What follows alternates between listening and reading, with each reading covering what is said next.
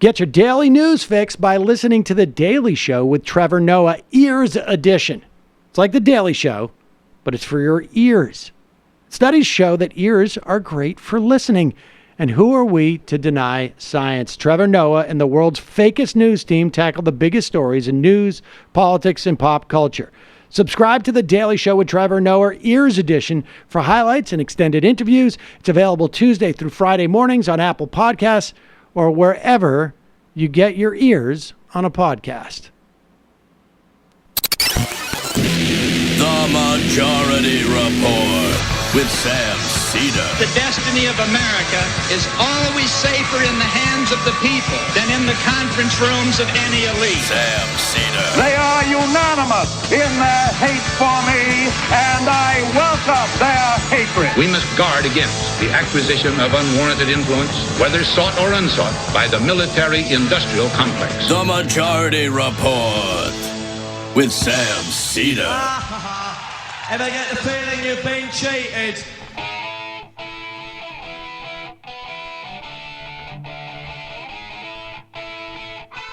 It's Monday, September 10th, 2018.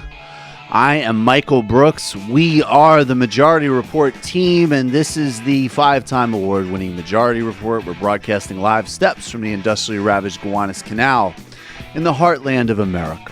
Downtown Brooklyn, USA. Happy Jewish New Year, everybody. Shoshana Tova. Word. On today's program, it seems like some of the concerns expressed by the Venezuelan government shockingly might have been true, as new reports that U.S. officials were meeting with members of the Venezuelan military in discussions and talks for a potential coup in that country.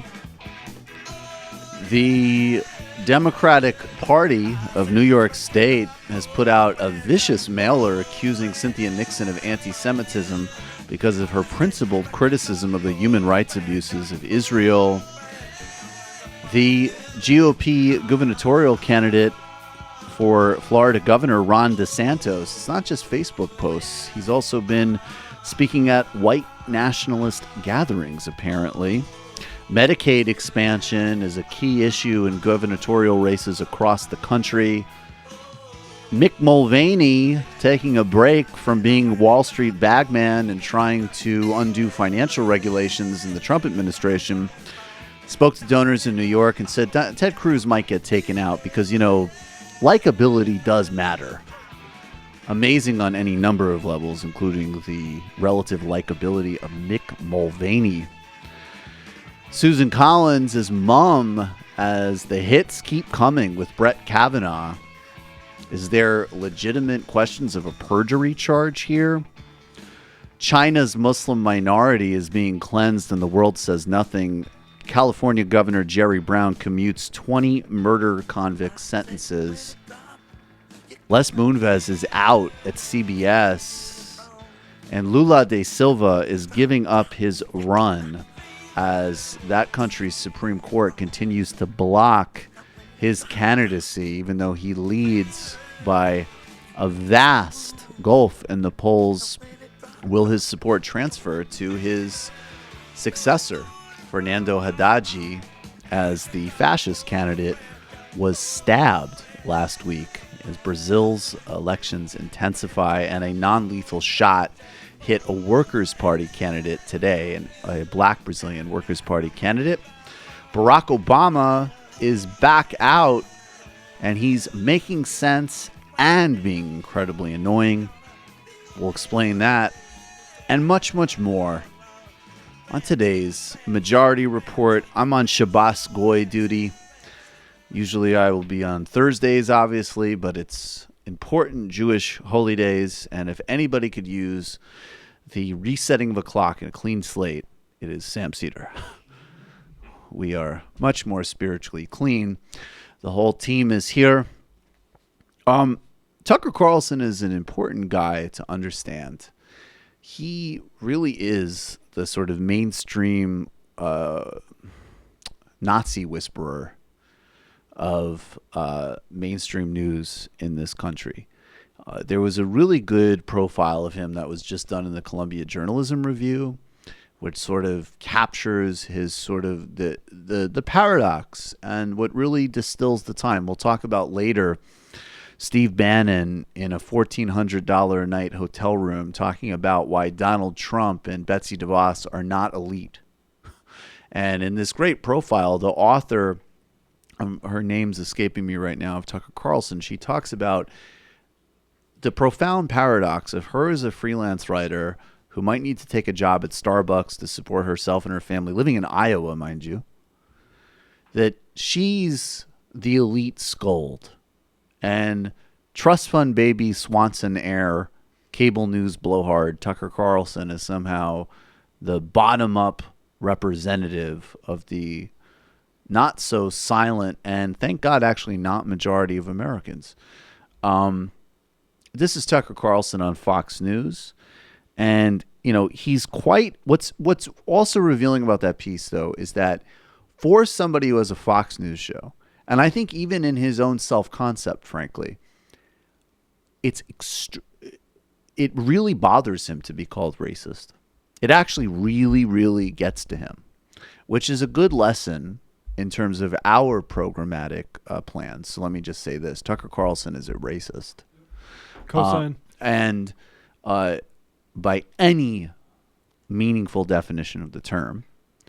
And it's actually important to keep reaffirming that in the public discourse about him and his ilk. And he's going to make our job easier and easier by doing segments like this.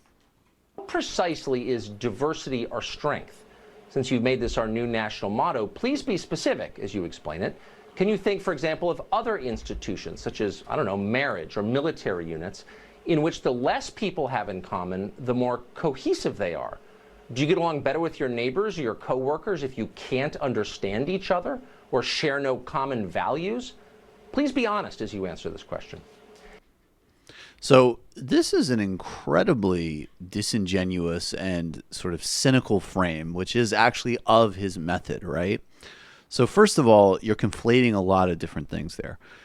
People might have a language barrier, but actually definitely share the same value sets. In fact, I have no doubt that there are people I've been covering it a lot. There's people in Brazil that don't speak any English, and God knows I don't speak any Portuguese. I have no doubt that I share a deeper value set than I do with the racist Tucker Carlson. So conflating all of those categories means very little. Secondly, yes, the stakes for two people in a marriage and the values that they share and how they may or may not communicate, although probably actually I could tell you not from marriage but from relationships, it might be better, at least in my instance, if if we didn't speak the same language, we would probably argue less. But that being said, the notion that a marriage is the same as people that might live on your same block, is the same as people you might work with, is the same as people that you might share a broad national identity with, is actually an insane comparison. A country is not a marriage. A country is not a family. This is fascistic nonsense. We share civic, political, economic bonds. And there are a number of linkages that people build every single day between each other across all sorts of boundaries, which is the only way a country like this works. And a main reason for the success of this country has been, in the positive sense, an ability to absorb and create bonds from people across the globe. And that's something that Tucker Carlson, I'm sure, even though he's being chauffeured around in a car, and even though he's making a living promoting this sort of subtext Daily Stormer content, sees living in New York City. But it's a good illustration of, in a way, those are sort of unanswerable questions because they're designed to be unanswerable. Like, we can pick apart how ludicrous they are because of the comparisons he's drawing.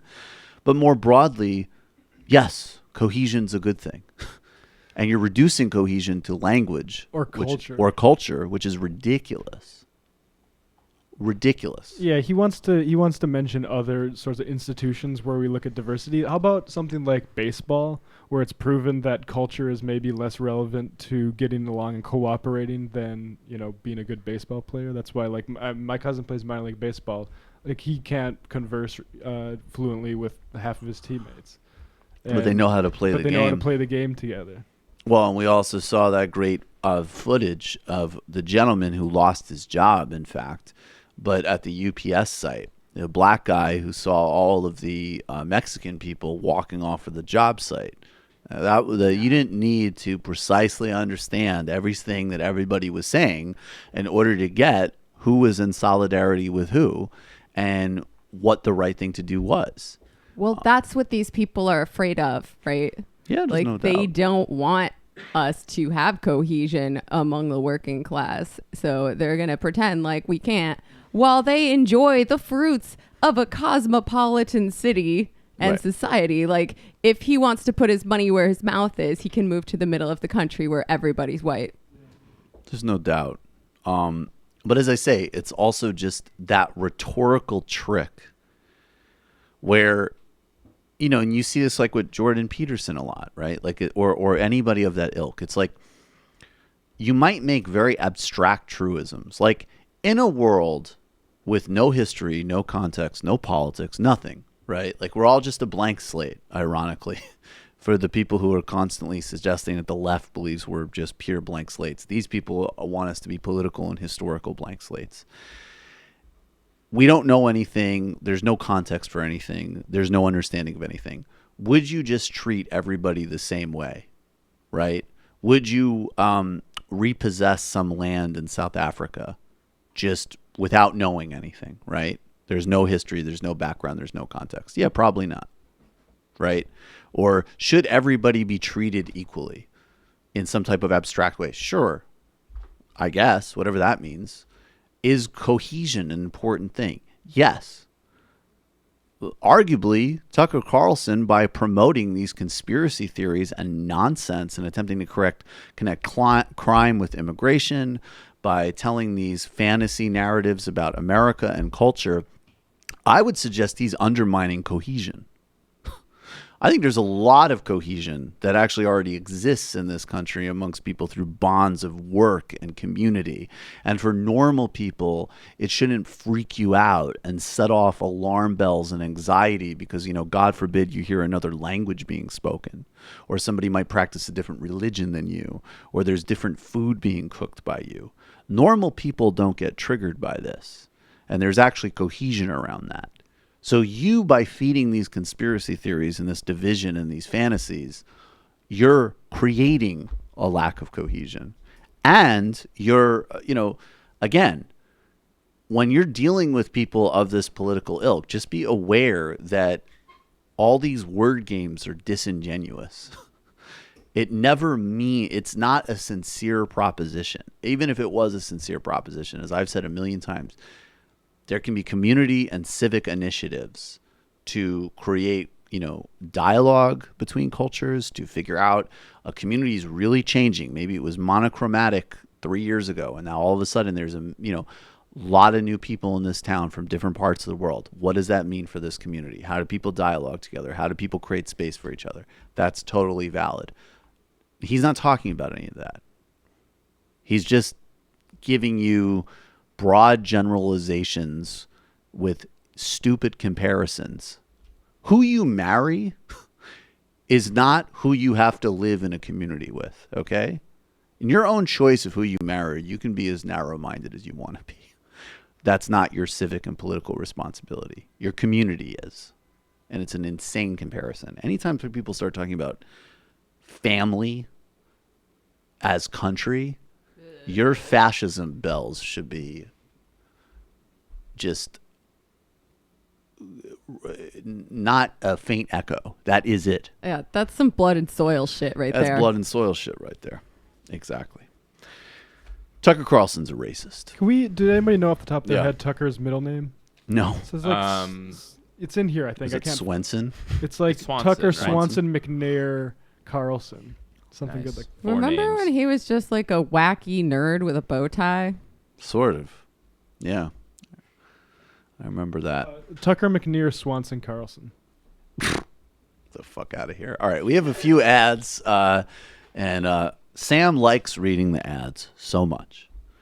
He really enjoys telling you about these great products that we did not want to rob him of that joy.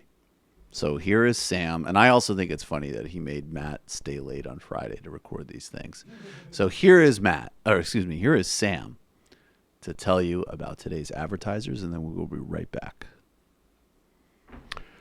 Hey, folks, Sam here. It is, of course, Rosh Hashanah, so I am not in studio today, but I did shave because when I go to Shul to celebrate the New Year's and then I go see my family, I don't want to have any growth on my face. I want to look sharp. How do I do it? You know how I do it. Harry's. Harry's founders know that a great shave comes down to great blades. They're made with sharp, durable steel that lasts. That's why they make some of the highest quality blades in the world. But they're priced much lower than the leading brand. And they even give you a full refund if you don't love your shave, as long as you let them know within 30 days. And folks, if you can't figure out that you didn't like your shave 30 days later, then forget it. You're never going to know. Harry stands behind the quality of their blades. They created a $13 value trial set. Comes with everything you need for a close, comfortable shave. The weighted ergonomic handle, my favorite.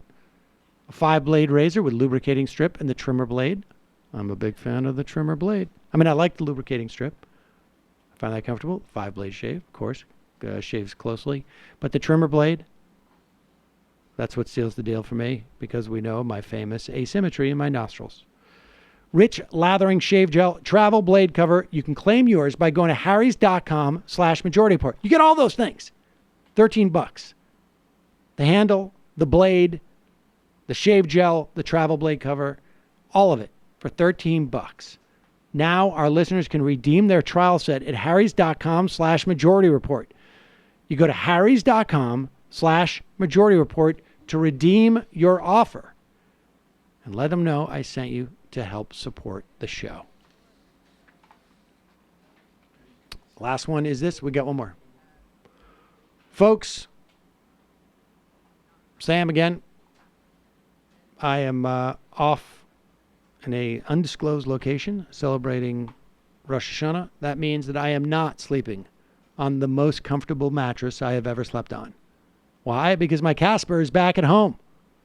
Casper is a sleep brand that continues to revolutionize its line of products to create exceptionally comfortable sleep experience one night at a time.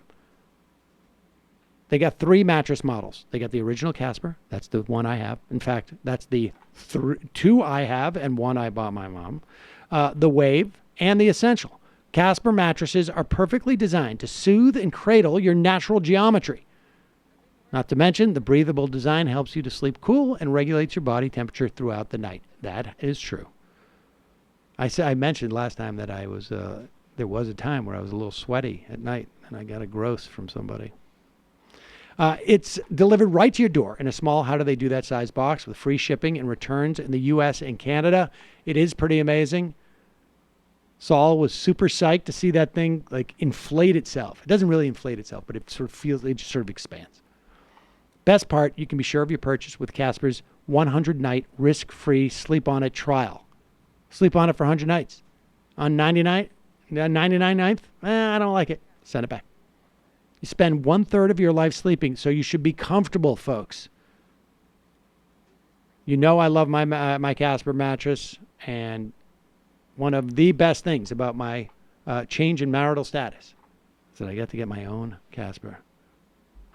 You get $50 toward your select mattresses by visiting casper.com/majority and using majority at checkout.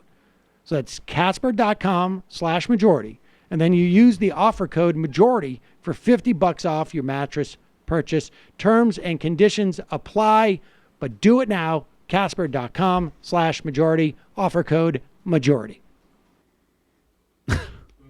Boom. Hello. That's how it's done. You remember a couple of weeks ago, we actually talked about this much more extensively on TMBS. There were a couple of small drones that were packed with explosives in an apparent attempt to assassinate Nicolas Maduro, the president of Venezuela. Going back for the entirety of the Trump administration, there have been comments like a year ago when Mike Pompeo was the head of the CIA, quite openly talking about regime change. Rex Tillerson, when he was Secretary of State, spoke out of both sides of his mouth. On one hand, saying that they wouldn't support a coup, but at the same time saying when the military sees things being so bad, they look to things like a peaceful transition, whatever that means. Donald Trump has spoken regularly about why there hasn't been regime change in Venezuela. He said it both publicly and privately. And we already know that the Venezuelan government of Maduro, which I think, intellectual honesty does in this case require us to say, has very much created its own failings. Okay. And fortunately, some of them do go back to Chavez, but they've been accentuated under Maduro. And there was always a really mixed record and trajectory to the Venezuelan, the Bolivarian revolution. We'll touch on that in a second. But that being said, and Nicolas Maduro has said the United States is trying to instigate a coup here. He was mocked by foreign policy pro John Oliver. And now, shockingly enough, and if I may, and this is going to come as a real surprise to the John Oliver writing staff. I don't know why I pick on John so much, but I mean, look, this is just so ridiculous. The idea that you wouldn't take seriously what administration officials were saying themselves. And going back to the and we'll go to Bush and Obama in a second. But the New York Times reports over the weekend that the Trump administration has had secret meetings with rebellious military officers from Venezuela over the last year to discuss their plans to overthrow President Nicolas Maduro, according to American officials and former Venezuelan military commander who participated in the talks. Establishing a clandestine channel with coup plotters in Venezuela was a big gamble for Washington, given its long history of covert intervention across Latin America. Many in the region still resent the United States for backing previous rebellions, coups, and plots in countries like Cuba, Nicaragua, Brazil, and Chile. And for turning a blind eye for abuses of the military regimes committed during the Cold War. So the dialogue took place with military officers in Venezuela. It's really important to note that the sanctions regime that we have on Venezuela is obviously, along with decision-making by the Venezuelan government and also by the oligarchs in Venezuela, are doing two things. They're targeting the economic activities of the population. There's always the theory here that if you squeeze and you hurt people enough, there will be dissatisfaction with government. That's part of what we're doing with the coup, with targeted sanctions. The other part of the U.S. sanctions regime is almost micro-targeted to disrupt the businesses and the influence of the military to help facilitate a military intervention. And there's no doubt that the military has always been a major part of the Bolivarian government. Chavez came from the military. He initially tried to gain power in a left military action, which failed. He was then elected to the presidency democratically in the late 90s. And there were those two trajectories from the start. He used nationalization and we'll get to that tweet in a second, that's perfect, to nationalize industries. He definitely cut poverty. He created key redistributive policies during his time. He also concentrated power. He also clearly did and engaged in some legitimate and well-documented human rights abuses. He also clearly did not create a political culture with a good enough successor, right? And like a sort of broader training to keep a political project going. And he rode, to some extent, an oil and commodity boom that wasn't set up for sustainable trajectory. And I'm going to quote now, this is actually from Noam Chomsky in 2017, speaking to Amy Goodman. She asks, what about Venezuela? Noam Chomsky says, Venezuela is really a disaster situation. The economy relies on oil to a probably greater extent than ever in the past, certainly very high. And the corruption, robbery, and so on has been extreme under the especially after Chavez's death. So if you look at it, it still has if you look at, say, the UN Human Development Index, Venezuela still ranks above, say, Brazil. So it's fine. There are hopes and possibilities for reconstruction and development, but the promise of the early years has been significantly lost. So that's the political context we're in. And of course, from a simpler perspective, obviously we would have to oppose and should oppose all U.S. efforts and interventions to destabilize and undermine the Venezuelan government, which are ongoing. In 2002, and there's mixed reporting on this, some documents that were released actually suggest that the Bush administration warned off the coup plotters, but certainly there was a 48-hour coup, literally, in 2002, which temporarily removed Hugo Chavez from power. The New York Times, after it happened, praised the coup, and the Bush administration immediately recognized the coup government. It was overturned by popular sentiment, and Chavez was literally flown back to the palace by military officers who supported him in maintaining, at that time, what was indisputably his democratic hold on power. There was a piece from The Guardian, though, back during what was reported in 2010, that said a failed coup in Venezuela was closely tied to officials in the U.S. government, the Observer has established. They have long history in the dirty wars in the 1980s and links to death squads working in Central America at the time. And basically what it shows is that Venezuelan coup plotters met with U.S. officials in the Trump administration, including Elliot Abrams and Otto Reich. Otto Reich is a right-wing Cuban. I'm quoting now again from The Guardian. Otto Reich is a right-wing Cuban who under Reagan ran the Office for Public Diplomacy. It reported in theory to the State Department, but Reich was shown by congressional investigators to report directly to Reagan's national security aide, Colonel Oliver North. Reich also has close ties to Venezuela and was made ambassador to Caracas in 1986. His appointment was contested by both Democrats in Washington and political leaders in Latin America.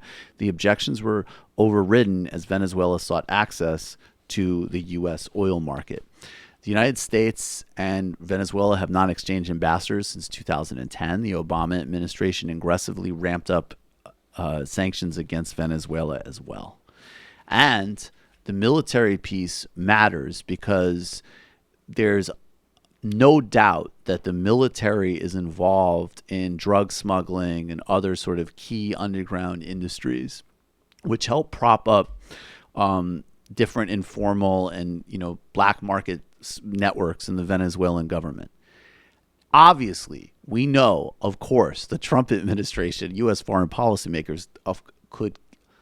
I don't even know if to say they could care less about human rights abuses or connections to drug trafficking would be inaccurate. They might even prefer, in fact, they clearly would prefer military people from the military who would be less hostile to U.S. foreign policy, but were still involved in those areas and those human rights abuses. And the people that they were meeting with, according to the Times reporting, were heavily implicated by the State Department, all of those activities that we just outlined. So I'll just quote again briefly from the report. One of the Venezuelan military commanders involved in the secret talks was hardly an ideal figure to help restore democracy, as if this is the goal. He is on the American government's own sanction list of corrupt officials in Venezuela. He and other members of the Venezuelan security apparatus have been accused by Washington of a wide range of serious crimes, including torturing critics, jailing hundreds of political prisoners, wounding thousands of civilians, drug trafficking, and collaborating with the Revolutionary Armed Forces of Colombia, or FARC, which is considered a terrorist organization by the United States. American officials have eventually decided not to help the plotters, and the coup plot was stalled, but the Trump administration's willingness to meet several times with mutinous officers intent on toppling a president in the hemisphere could backfire politically. I would say, to say the least, it could backfire. And also, we don't know. This report is that those meetings took place and the talks broke down for a variety of reasons. There still was that bizarre attempt of a couple of weeks ago, which the Venezuelan government has pointed their finger directly at Colombian involvement, and it might link to some right-wing networks in Miami. So there's really all we know out of this reporting is that those meetings took place. And there's clearly a strong U.S. interest in a coup in Venezuela. there's no reason to think that just because talks might have broken down with a particular network of military officers, that there aren't other tracks ongoing and there isn't a keen interest in that policy. Marco Rubio has been instigating against Venezuela as well. And that sort of obviously ties to the far right sort of Cuban Floridian politics, which is another important part of the piece here. I'll just quote one more. This is from a top-level diplomat who served in the Obama administration. There are differences of opinion. Miss Aponte, the former top Latin American diplomat under Mr. Obama. There are people who had a lot of faith in the idea that they could bring about stability and help distribute food and work on practical stuff. But others, including Miss Aponte, saw considerable risk in building bridges with leaders of a military that, in Washington's assessment, has become a pillar of the cocaine trade and human rights abuses. So you see what's happening here, right? There are legitimate criticisms to have of the Venezuelan government, and people who won't make those criticisms aren't being real about a full assessment of the situation. But the U.S. foreign policy of interest in a coup and sanctions packages that are designed to instigate a coup will literally empower and directly inform a rise to power of the very factions of the present Venezuelan power structure that are most profoundly implicated in the things that we pretend that we don't like. So what will happen if there is a rightward U.S.-backed coup in Venezuela right now is there will be maybe a change in terms of what cocaine distribution networks were involved in, because maybe it will move to rightward cocaine distribution networks and away from the FARC. But cocaine smuggling doesn't just stop. And cocaine smuggling is not a political project. It's literally the business of the Venezuelan military. And it is a key transport hub from Colombia to ports in Trinidad and Tobago, as an example. The human rights abuses of suppressing and silencing critics and so on, you think that's going to stop because there's a different name of a Venezuelan government? And do you think that the oligarchs who have hated Chavez and Maduro for all of the wrong reasons, for particularly under Chavez, delivering some key resources to the poor and doing some significant reversals to Venezuelan inequality, these people are going to all of a sudden keep the social gains that were available for a brief moment in the Bolivarian Revolution, and they're going to stop the human rights abuses and structural issues in the military? I mean, if you think this, obviously you're living in a fantasy land. And if you think that U.S. foreign policy makers care about human dignity in Latin America, you know less than nothing. So, I mean, I think just the conclusion is that don't dismiss Maduro's trash in many ways, but they're not lying about what the U.S. is up to. And that was obvious to anybody who knew anything.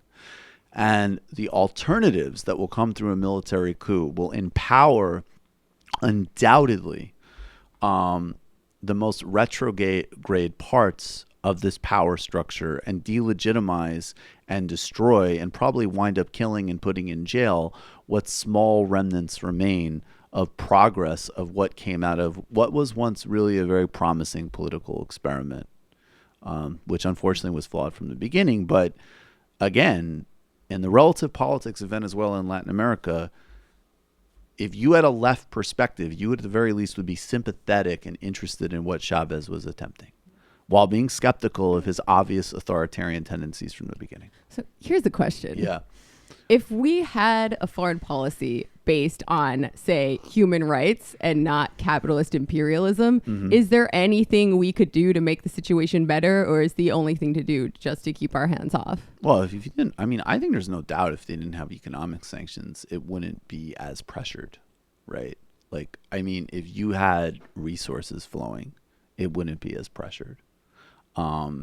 I also know, I think they had to pull them back, but Cuba helped Venezuela a lot when they sent doctors and other medical professionals there during the Chavez era, which really helped like ramp up their health services. Cuba's quite advanced in that area. So maybe we could do things like that.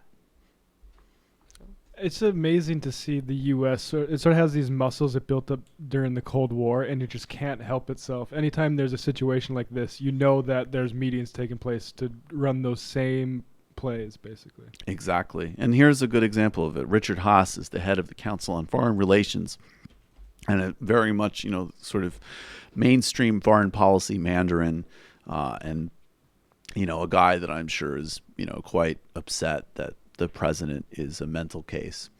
He tweeted out, for those here and in the region who will be quick to criticize the administration for this, I ask you, what is your policy other than watching Venezuela become a failed state that is starving, crushing its people, and creating hundreds of thousands of refugees? Well, I just said, maybe you could keep targeted sanctions in place on people that are cocaine traffickers, but I would say lift sanctions with regards to broader economic activity. In fact, one policy could be is you could actually send in aid. You could actually send in resources, and you could say, regardless of our feelings about the failings of the Maduro government, we see a humanitarian problem here that we're going to try to plug. And how you could even pretend, even by like the most cynical standards of Washington. I understand if you're making foreign policy, it is not like doing a show, and we are not in the world we want to be in yet. So there's always going to be inconsistencies and hypocrisies. That's just reality.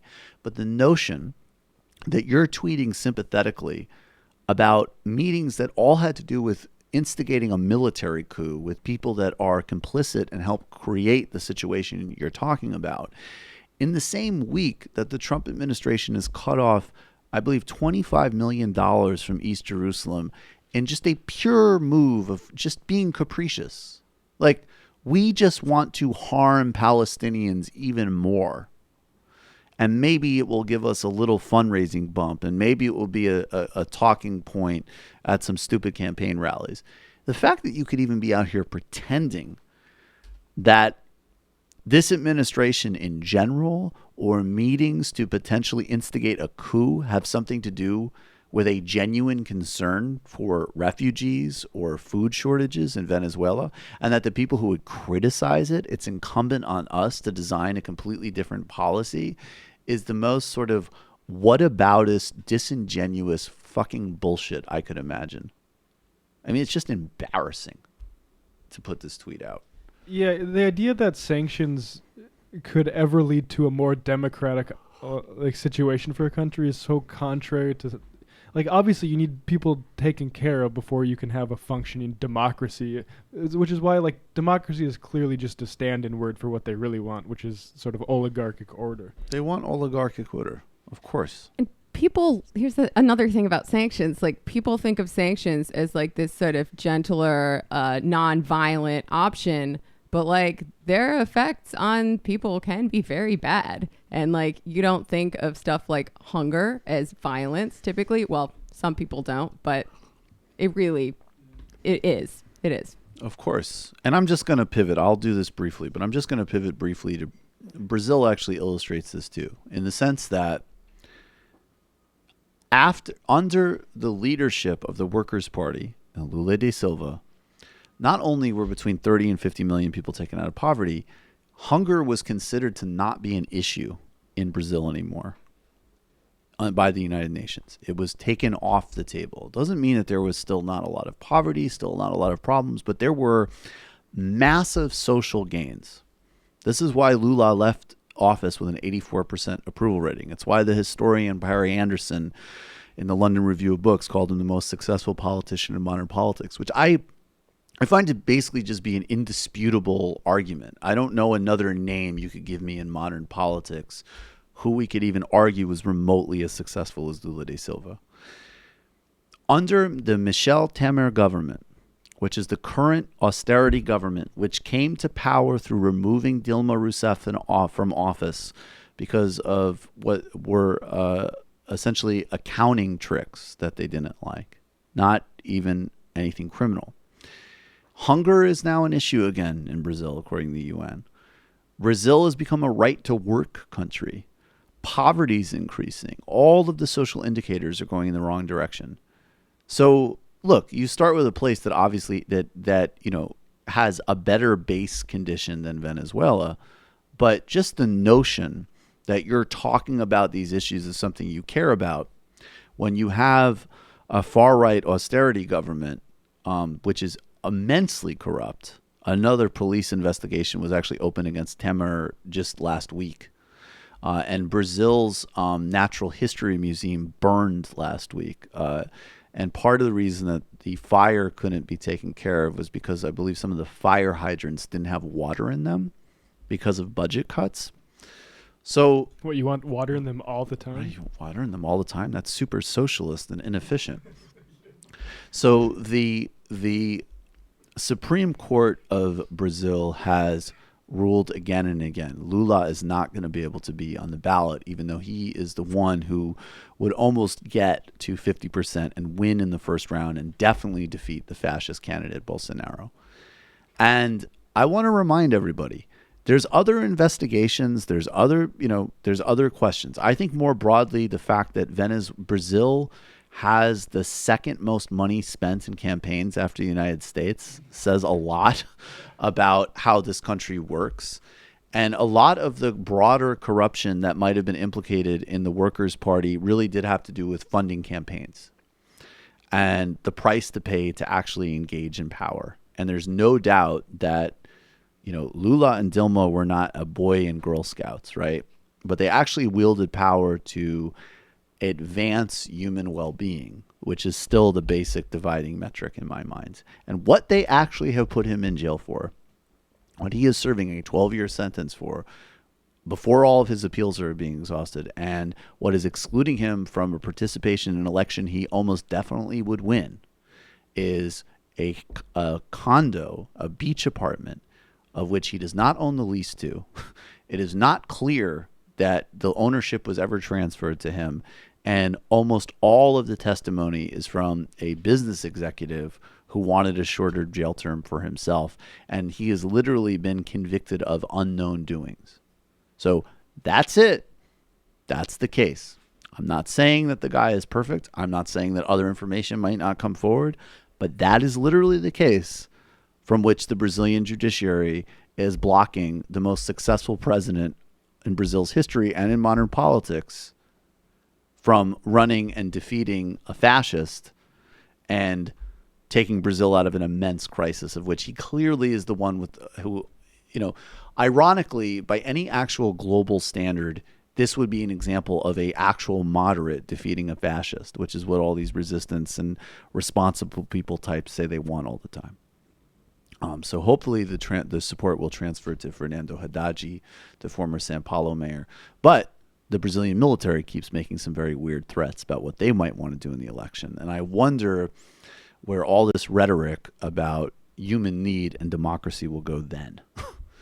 Barack Obama. He's back on the town. Do we want to start with the yay or the nay? Start with the yay. All right, we'll start with yay. This is President Obama. He gave a speech on Friday.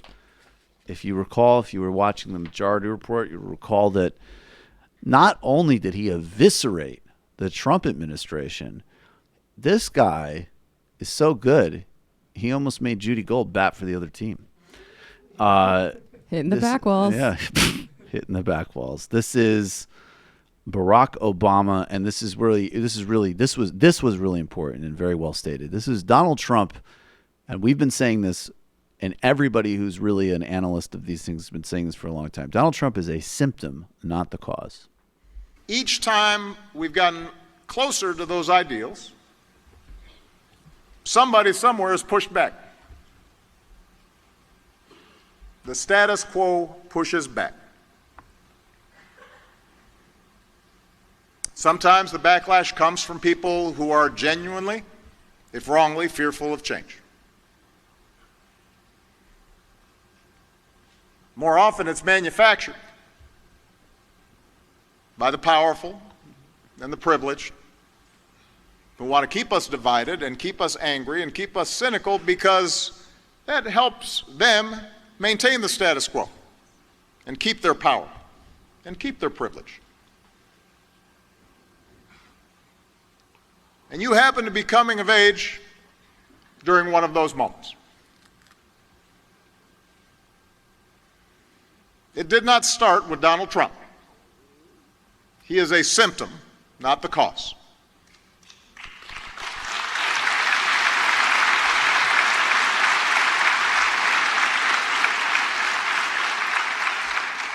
He's just capitalizing on resentments that politicians have been fanning for years.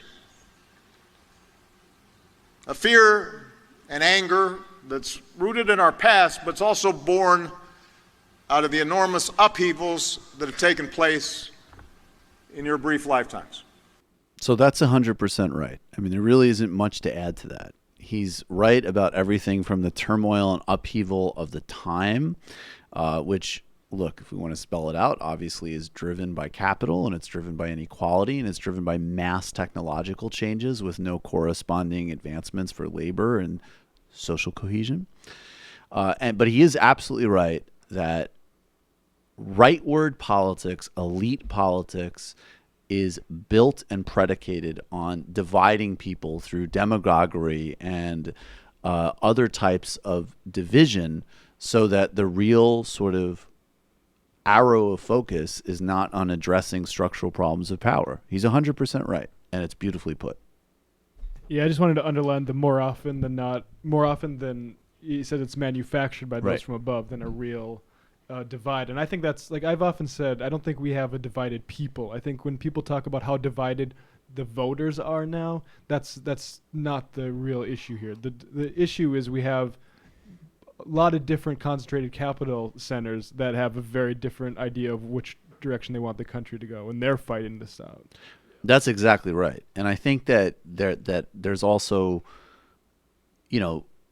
that's why you need to look literally at like a Jane Mayer book on the Koch brothers and on all of these oligarchs that fund these things.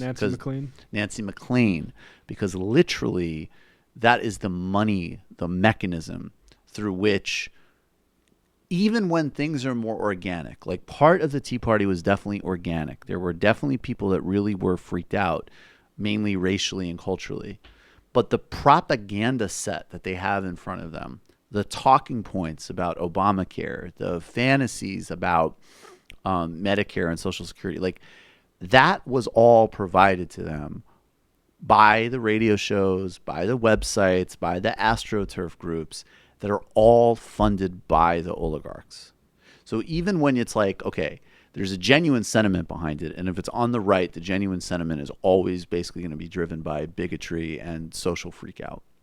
And then the talking points, whether it be healthcare or immigration, are provided and preset by websites and other propaganda organs that are funded. I mean, look, we could agree that probably the Breitbart Trump continuum is probably the closest to some type of like actual uprising of the worst America has to offer, and it's real, and it's genuinely rooted in racism and sexism and misogyny and freaky outs about the change of America.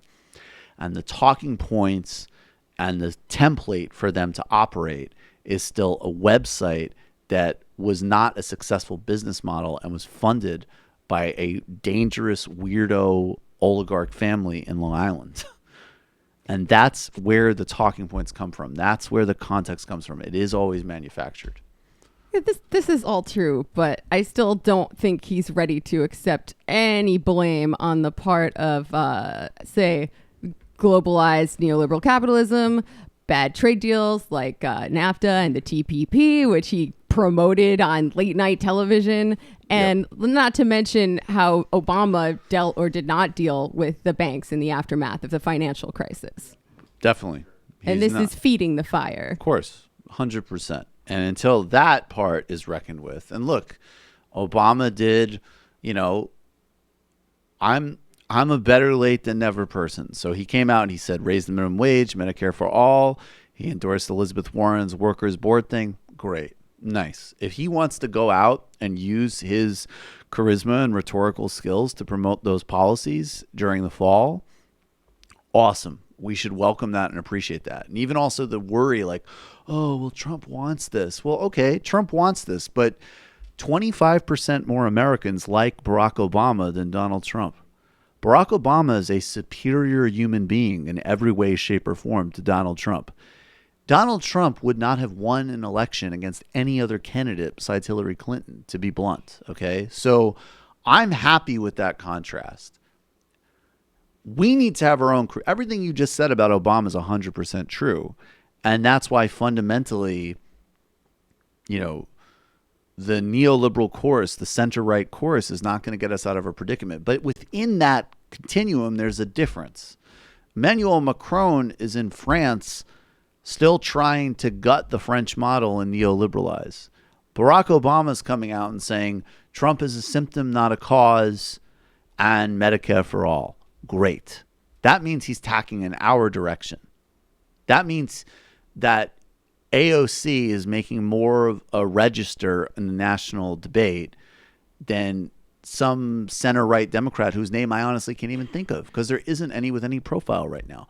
Beto O'Rourke is running a solidly progressive campaign for Senate in Texas. And Barack Obama, as the sophisticated, trend-reading politician that he is speaking to it.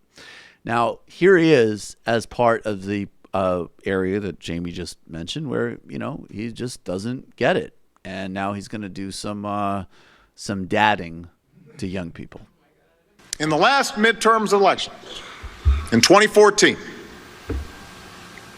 fewer than 1 in 5 young people voted.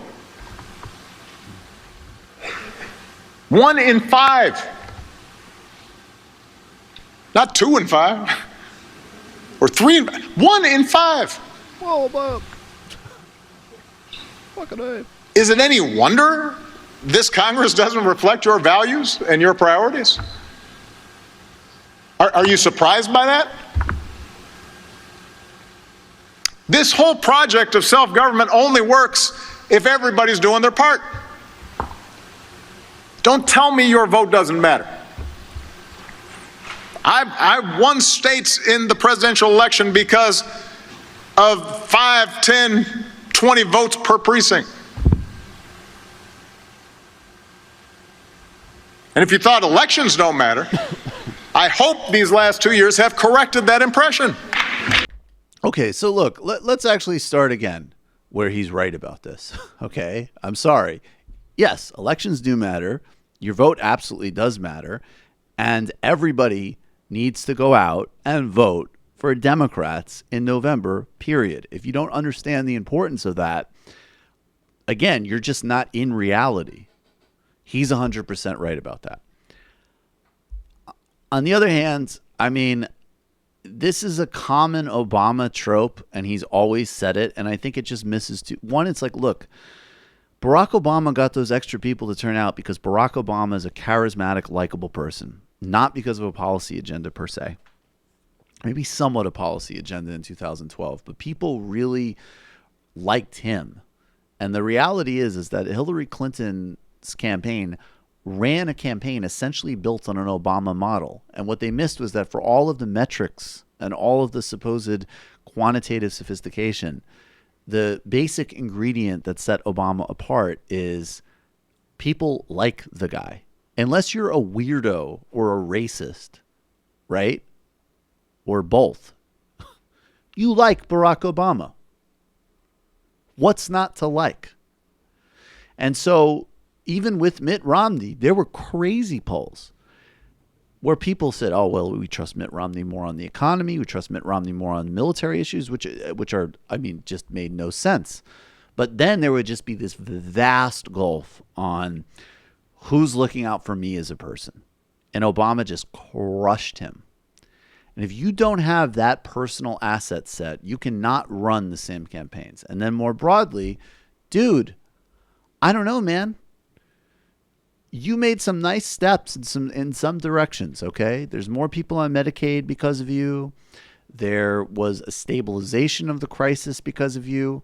But I'm sorry, and particularly when you're lecturing young people, you didn't talk about universal student loan forgiveness. You didn't say that the first job right now is not to kind of faint to austerity as you did in 09 and 010, but to get more and more stimuluses going so that we can not just stop the bleeding, but actually get people in employment. You have a whole generation of people that actually went out and enthusiastically voted for you in very high margins relative to what they normally turn out, that have wage stagnation, depreciated a job and life prospects across the board. And of course, that goes back well before Obama, and the seeds of it go back to Reagan and deregulation, and they're accelerated by Clinton and Bush. But you didn't reverse the tide on that. You did not. That's objective reality. You were playing around with cutting Medicare and Social Security, trying to make John Boehner's drunk ass make an agreement with you, not focusing like a laser beam on the student debt crisis and youth employment. And unless you did that, it's really not time for, come on, young people. Yeah, it's just who's in the audience for that, right? Yeah. Those 1 in 5 people who voted are probably the 1 in 5 that are going to actually give a fuck that you're giving a speech now. They're the right? 1 in 5 people tweeting, oh my God, I miss him. It was my first vote. Oh my God. Yeah. Like, we already know that. You're not doing anything. I watched Pod Save America guys on Yeah. Colbert. It was Yeah. from August. I don't know why I watched it. I don't know why either. But they talked about the Omarosa book and Andrew Cuomo, or the Governor Cuomo gaffe.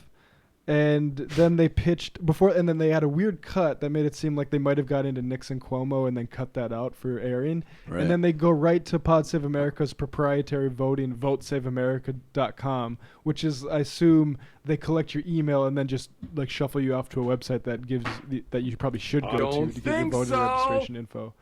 Right, like it's so just a giant, basically just an email collection. Yeah, for their it's company. just completely devoid of any sort of pointed ideological or policy statement. It's just like, let's laugh about Omarosa, and say something not even interesting about the horse race. And also, Obama at his best would say, like, I'm a community organizer, and it isn't just voting. You got to go out and do other stuff. And it's like, well, especially with the really important parts of that speech where he articulated the depth of the crisis we're in, wasn't this also the time to say that while it's essential and non-negotiable that you go out and vote? And I can't underscore that enough.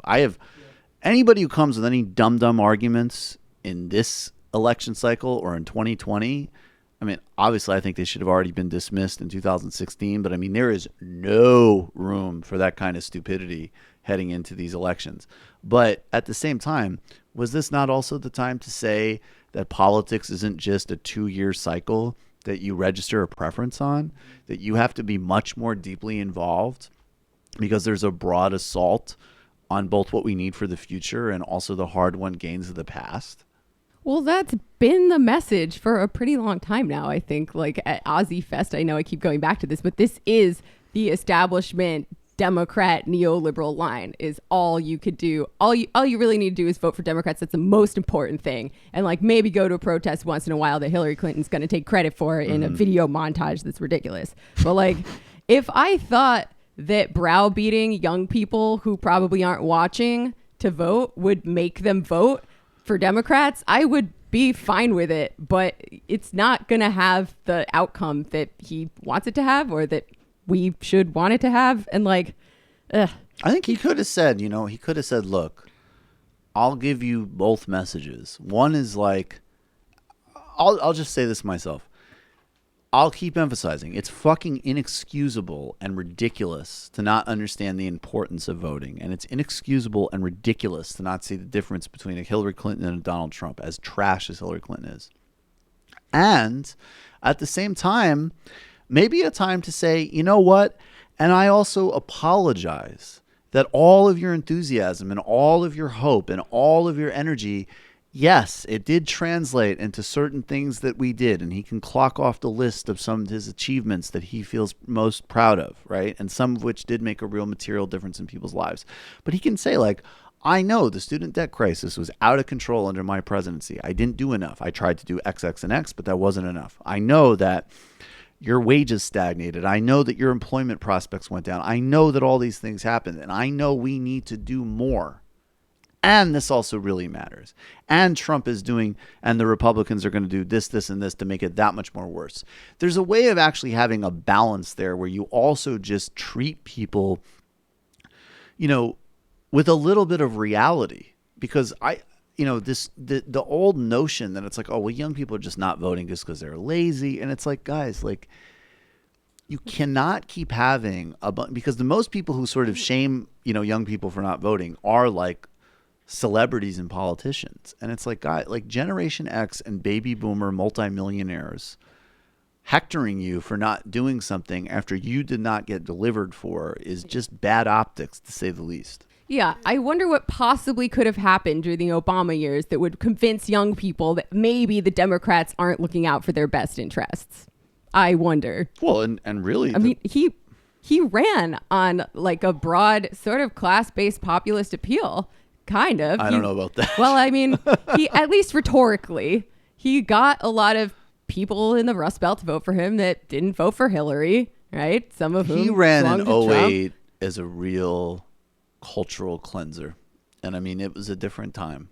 Like, it just was a different politics. And I think one way in which we've gotten better, particularly in Democratic voters and generally, is I don't think, like, even look at, like, now Cory Booker doesn't have Barack Obama's talents, but like, I'm sure by all inclinations he'd want to run that kind of campaign of like, we're just going to do better and come together. And everybody's going to be like, yeah, whatever. What's your plan on healthcare? That wasn't what was going on in 08. Well, he did a better job than Hillary did at it. Let's just say, of course, which is like that's a very low bar. That's like comparing like LeBron and the guy that we played that was like in the Spanish league. Like. Then he came in and he couldn't even pass card check. Yeah. So then when Hillary comes in and she's running an even more like leading with our values, where Trump is bad, that kind of campaign, like of course people aren't going to fall for that. Yeah, I mean, I just think it rhetorically reads like it just seems like blame displacement. And just functionally speaking, in terms of political rhetoric, it's obvious that the shit he said about Medicare for all is going to be much more helpful in getting those 4 out of 5 voters than hectoring them. And the hectoring is just that it seems just psychically like a need for people, liberals, to like say, hey, this is on the people. It's not, and like I do not blame voters for Donald Trump. I think if you do blame him, you don't have a good enough understanding of the oligarchy that we live in. So, but by putting that in the foreground, that's the problem. And like it's all true what he says about elections mattering, but foregrounding it and spending that much time when it isn't going to hit the ears that you need it to hit is just useless. Right. Yeah, leave the hectoring to us, Obama. Okay, we will talk to our fellow cynical millennials and tell them what's up. And you also can talk about Medicare for all. That's the truth. And also, and to be clear, when we talk about like dumb left, we're talking about like people at platforms and commentators. I think people who vote, it's really clear. I think that, as we always say, over 90% of people that voted for Donald Trump are Republicans. And the task of politics is to frustrate and thwart and destroy those people politically. That's it. And then for the handful of people that were taken in by the scam, we welcome them back with a clear, robust left-wing economic message and class solidarity, like Jamie talks about, 100%. And then, I mean, that's basically it. There isn't really any more to talk about. That's one of the reasons that debate gets so goddamn frustrating, is we all know the answer to it. All right, we are going to go to the fun half where we will take your calls at 646-257-3920, 646-257-3920. Become a member of the Majority Report today, majority.fm. Become a member. Leave the Majority Report a iTunes review. Subscribe to the Majority Report on YouTube. You know all the ways you can do this.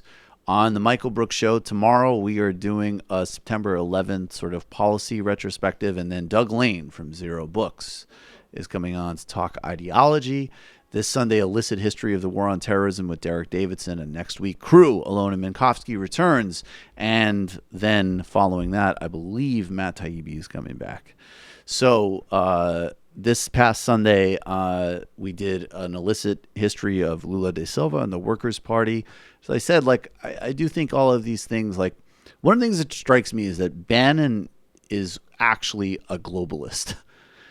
He actually thinks in terms of globally synchronized far-right bigoted governments from Brazil to Australia. And that's why we need actually a global left focus, because all of these things are going to impact and reflect on each other. And particularly if we're thinking proactively of a time of, say, as an example, Jeremy Corbyn's prime minister, Bernie Sanders is president. Like where capital goes, how the judiciary responds to it. There's a lot of lessons and a lot of important things to draw from that. And that's a big part of some of the conversations and research that we do on TMBS. So please become a patron today. We are and also, not only when we hit 2,000 patrons, which now we're, I think, under we're under 400 away from that next goal. We're going to eat the disgusting Glenn Beck food bucket, and that's going to be hilarious and terrifying. There's also a second compilation video of my impressions has been put together, and it's not going to be released until that target is hit. So patreon.com/TMBS. Also, Michael Brooks Show on YouTube. We have a YouTube channel now at regular clips. Add that to your diet. We're just shy of our first 7,000 subscribers. We appreciate all of it. Thank you. Jamie. We got to complete the pitches. Hello. Yes. So thank you. We have just released a new, I'll call it a segment of the Antifada called History is a Weapon, which is the first installment of our new series about history and theory, in which, in this one, Sean really breaks down what historical materialism is and how it is a powerful tool for understanding capitalism, not as an ahistorical force of nature, but an economic system, a system of production that arose from a unique set of historical conditions and material conditions in history, which, clearly points us, I think, in the right direction in terms of how to fight and dismantle it on a very pragmatic level. Also, we just recorded an episode yesterday with comedian Jake Flores. And in this episode, we talk with Jake about this week in Elon Musk, how Jake became a socialist, the relationship between comedy and politics, being a socialist in a very competitive and individualistic and sometimes crazy-making industry, and comrade Keith Cocaine Hernandez. Check it out, folks. That'll be out on Wednesday.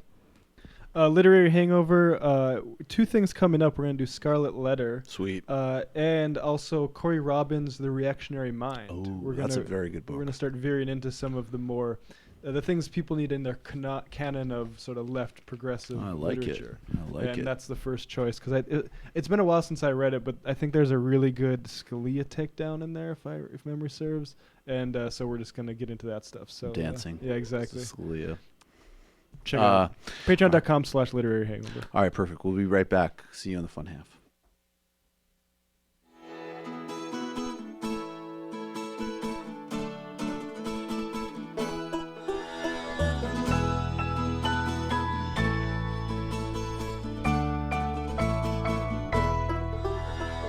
C'est une poupée qui fait non, non, non, non.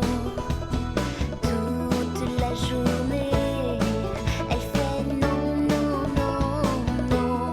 Elle est tellement jolie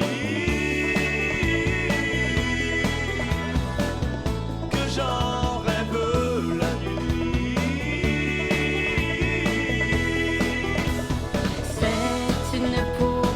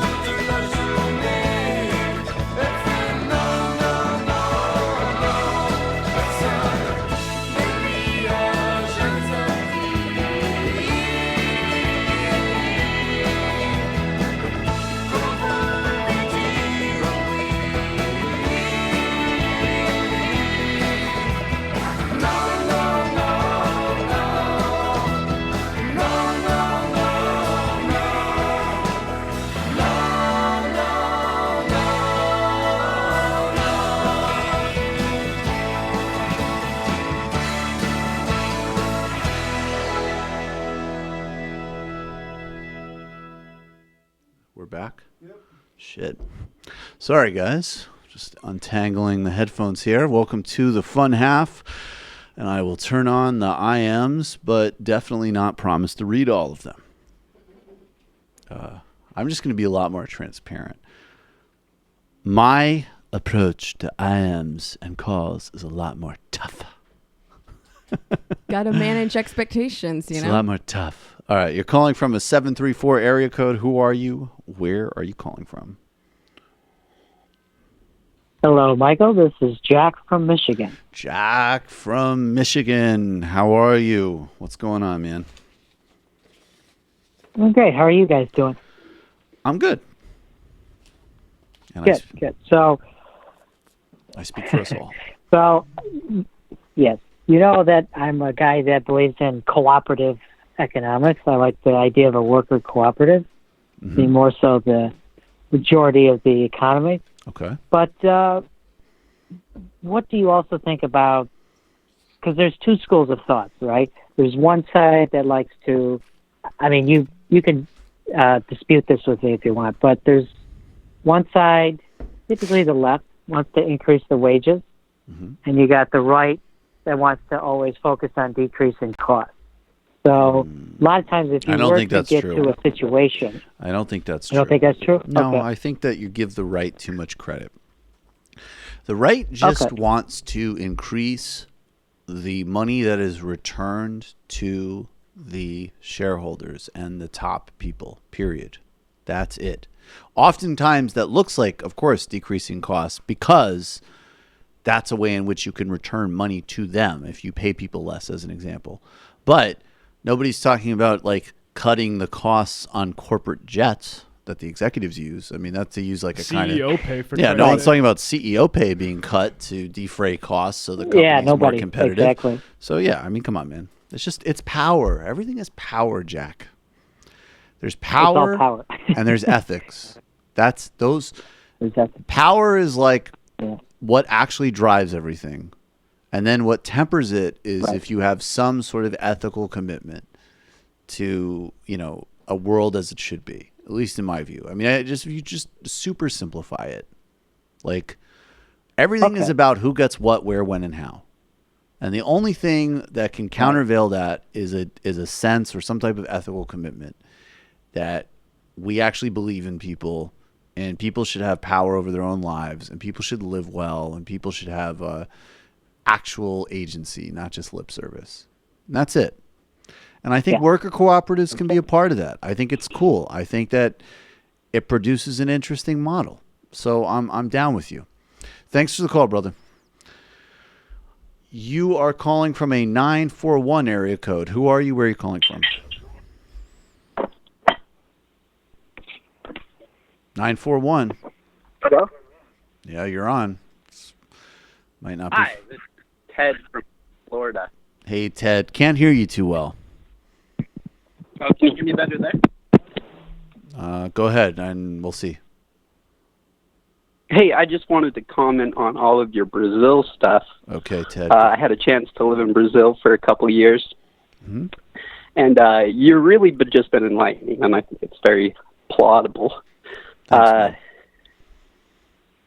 and I think I'm going to lose you here. I'm sorry. No, you're good. You I just actually wanted to say that. sound Oh, much yeah. better than you did before. You're loud and clear. So go ahead. Okay. I lived in Brazil during the Lula years, and had the opportunity to interact with a lot of people in poverty. And the Bolsa Familiar, was one of the most beautiful things that I saw work down there because so many people lived in poverty, and it was, $400 reais, a month, and just that could get people out of poverty. And so I just wanted to comment on your kind of multinational leftist movement that I think is very important in this time of our lives, where we see so much of that right multinational movement. You see in Sweden just barely with their elections and then coming up. Saw it all during the Trump years. You see Duarte in the Philippines. And I wonder, just your comments on that, just that importance of kind of a multinational growing and unification almost of not our group, I don't know, that's a little bit diversive, but of the people. And I just wanted to kind of hear your thoughts, just like on that importance from an American point of view, especially where it's so imperialistic. We've gone through and done so many things, I mean, through everything. So thanks for the call, man. I mean, I don't know if I have anything much like, profound to say, but I mean, I just think like, yeah, we live in a global world and you cannot have a left project that isn't global for both really practical and really ethical reasons. And one of the things, it's not very well formulated yet, but sort of two of the answers in this book that I'm working on for Zero Books with the intellectual dark web. And one of the answers is like, okay, these guys put their finger sometime on actual problems that are real, but they totally misdiagnose and actually end up contributing to the problems that they're supposedly trying to address. And one part of it is that none of these guys have any material analysis, and that's where the Marx comes in. And then the other part is actually trying to have some type of part of the internationalist and global discourse, I think, is actually having like and it is different than like SJW stuff, and it's certainly different than the sort of bigoted Western chauvinism stuff, but it's to have some type of like affirmative and genuinely global linked like international left solidarity, and also a real understanding that when you have that perspective, you can actually really start to learn from other places and genuinely cross-pollinate, which is really important both practically because that's how capital works and that's how the right works, and also because it makes us better. One of the things that I've sort of adjusted my thinking on, especially in the last couple of years, learning more about stuff is, I'd read a lot about CIA sort of involvement in other countries and that sort of thing. And that's sort of and that stuff is important to learn about, but it's also sort of obscures the native fascism of a lot of places. Yeah, and right. It's a tough thing to sort of balance, like how much does American support and technical support and material support have to do with this? And then you see like right now, the CIA is obviously with the Venezuela stuff we talked about in the first half, but it also seems like there's enough infrastructure for fascism in a lot of these countries to run it themselves. Oh, definitely. Which means like we really need to have the international left to be there, and like that's why it's so good that we've been doing so much about Lula, because like there's not a real infrastructure built for that, especially cross border. Right. Yeah, I mean, I think this speaks to why we need like a international class analysis rather than this like vulgar anti-imperialism that I see sometimes from what we might term the dumb left, and how you come around to people who have like critical support for Assad or like Putin because they stand against U.S. imperialism. It's like, give me a break, guys. Yeah, that's just dumb. And it's funny because it's also not required like in any way, right? Like if you're in roles that we have, we can quite easily say, I don't want to escalate tensions between the United States and Russia, and Putin runs a right-wing corrupt oligarchy. I don't want to have enhanced military action in Syria, and Assad has murdered hundreds of thousands of people. That I just showed you how easy that balance is to achieve when we're not. If you're in the State Department, and what's funny is that I think actually a lot of people in Western foreign policy circles have actually made that sort of calculation with Syria. Actually, they have essentially made the calculation that he's going to stay in power and he's better, all things, being equal in Syria. And of course, they look the other way on those human rights abuses. Yeah. So, yeah, no, I think you're totally right. I think that having an analysis that's built on really understanding capital and its relationship to all these situations is because then people go off and then it's really just becomes like enemy of my enemies, my friend kind of stuff. And you just start sort of, especially, I think the Latin American governments of the pink tide, obviously, I think Lula, incredible success, Chavez, very complicated, but at least all of those governments from Ecuador to Venezuela to Argentina, at least they actually were articulating a left perspective and they were all doing something for poverty in their countries, right? And so that already, and Cuba, I could include Cuba in that, absolutely. So at least you have like, okay, in those places, there's at least some type of project we can identify with. If you're telling me you identify with a Russian or a Sadist or Iranian project, like, I don't know where you're at. I'm still holding out that Putin is a secret communist still, and this whole last 30 years has been a ruse. It's just a ruse to drive capitalism off a cliff. He just has like all of the back. Believe in the dialectic.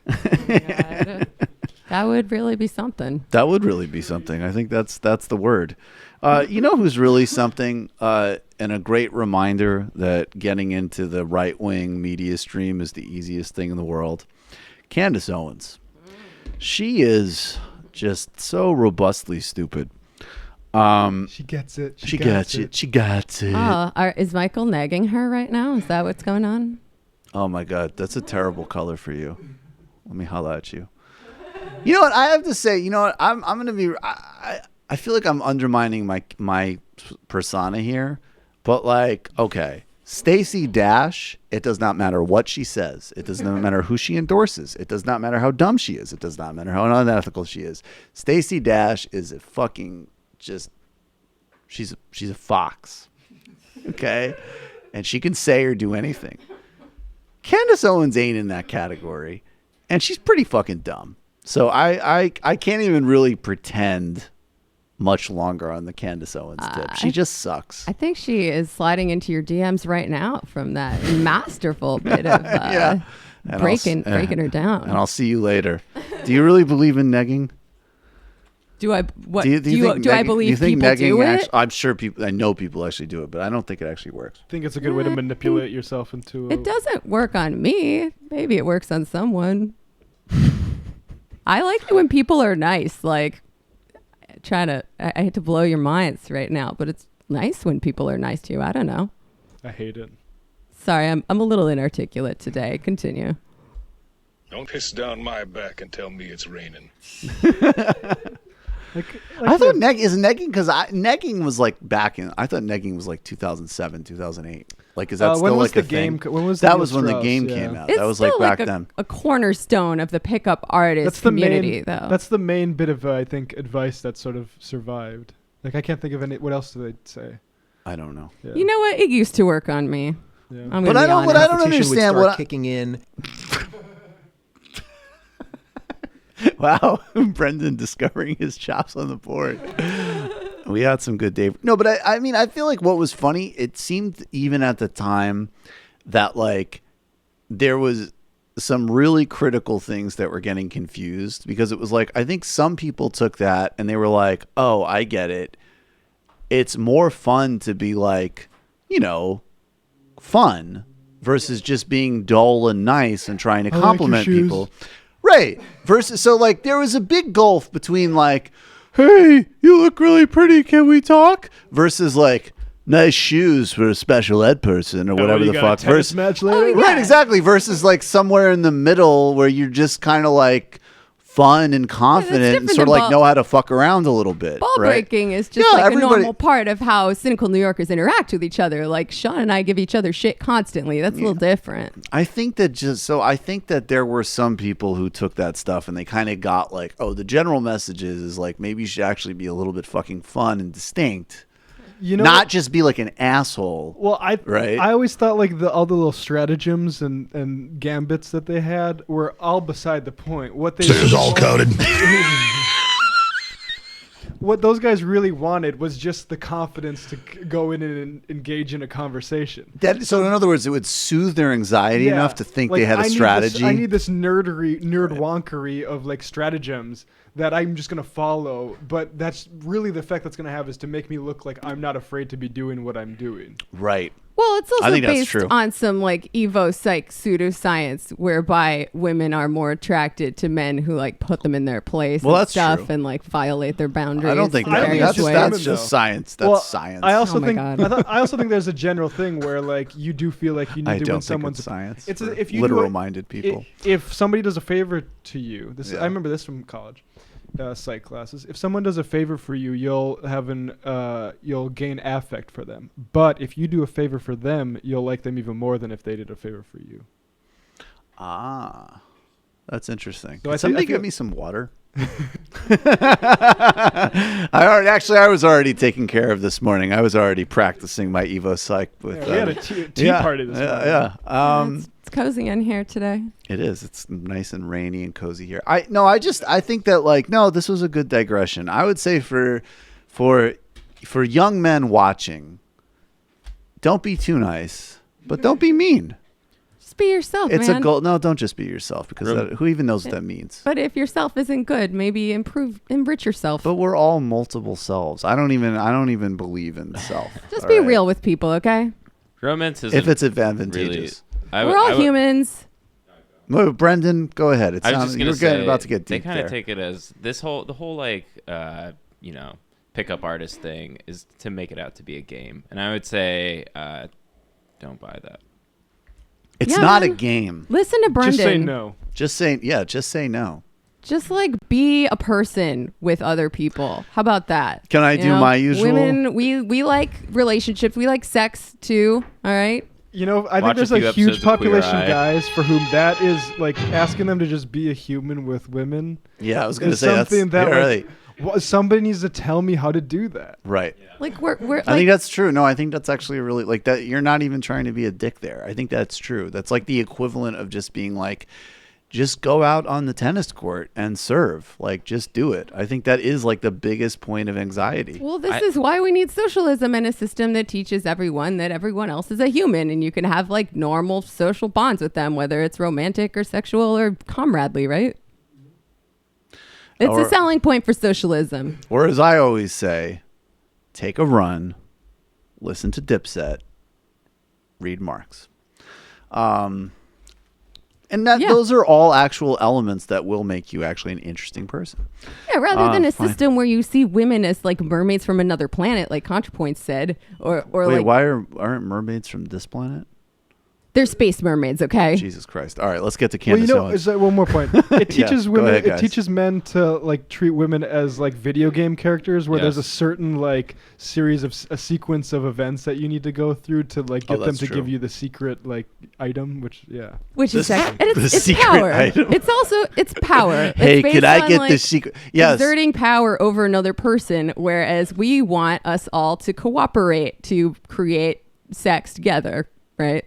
Well, I don't know about creating sex. We're all going to cooperate to give each other communist orgasms. I want to be a little selective about that co-creation. But that being said, I think that but I do think it's important to recognize though that I think you're absolutely right. But I think the motivation comes from a place of powerlessness, right? It's not like they're thinking they're trying to get a sense of power because they feel completely powerless relative to the situation.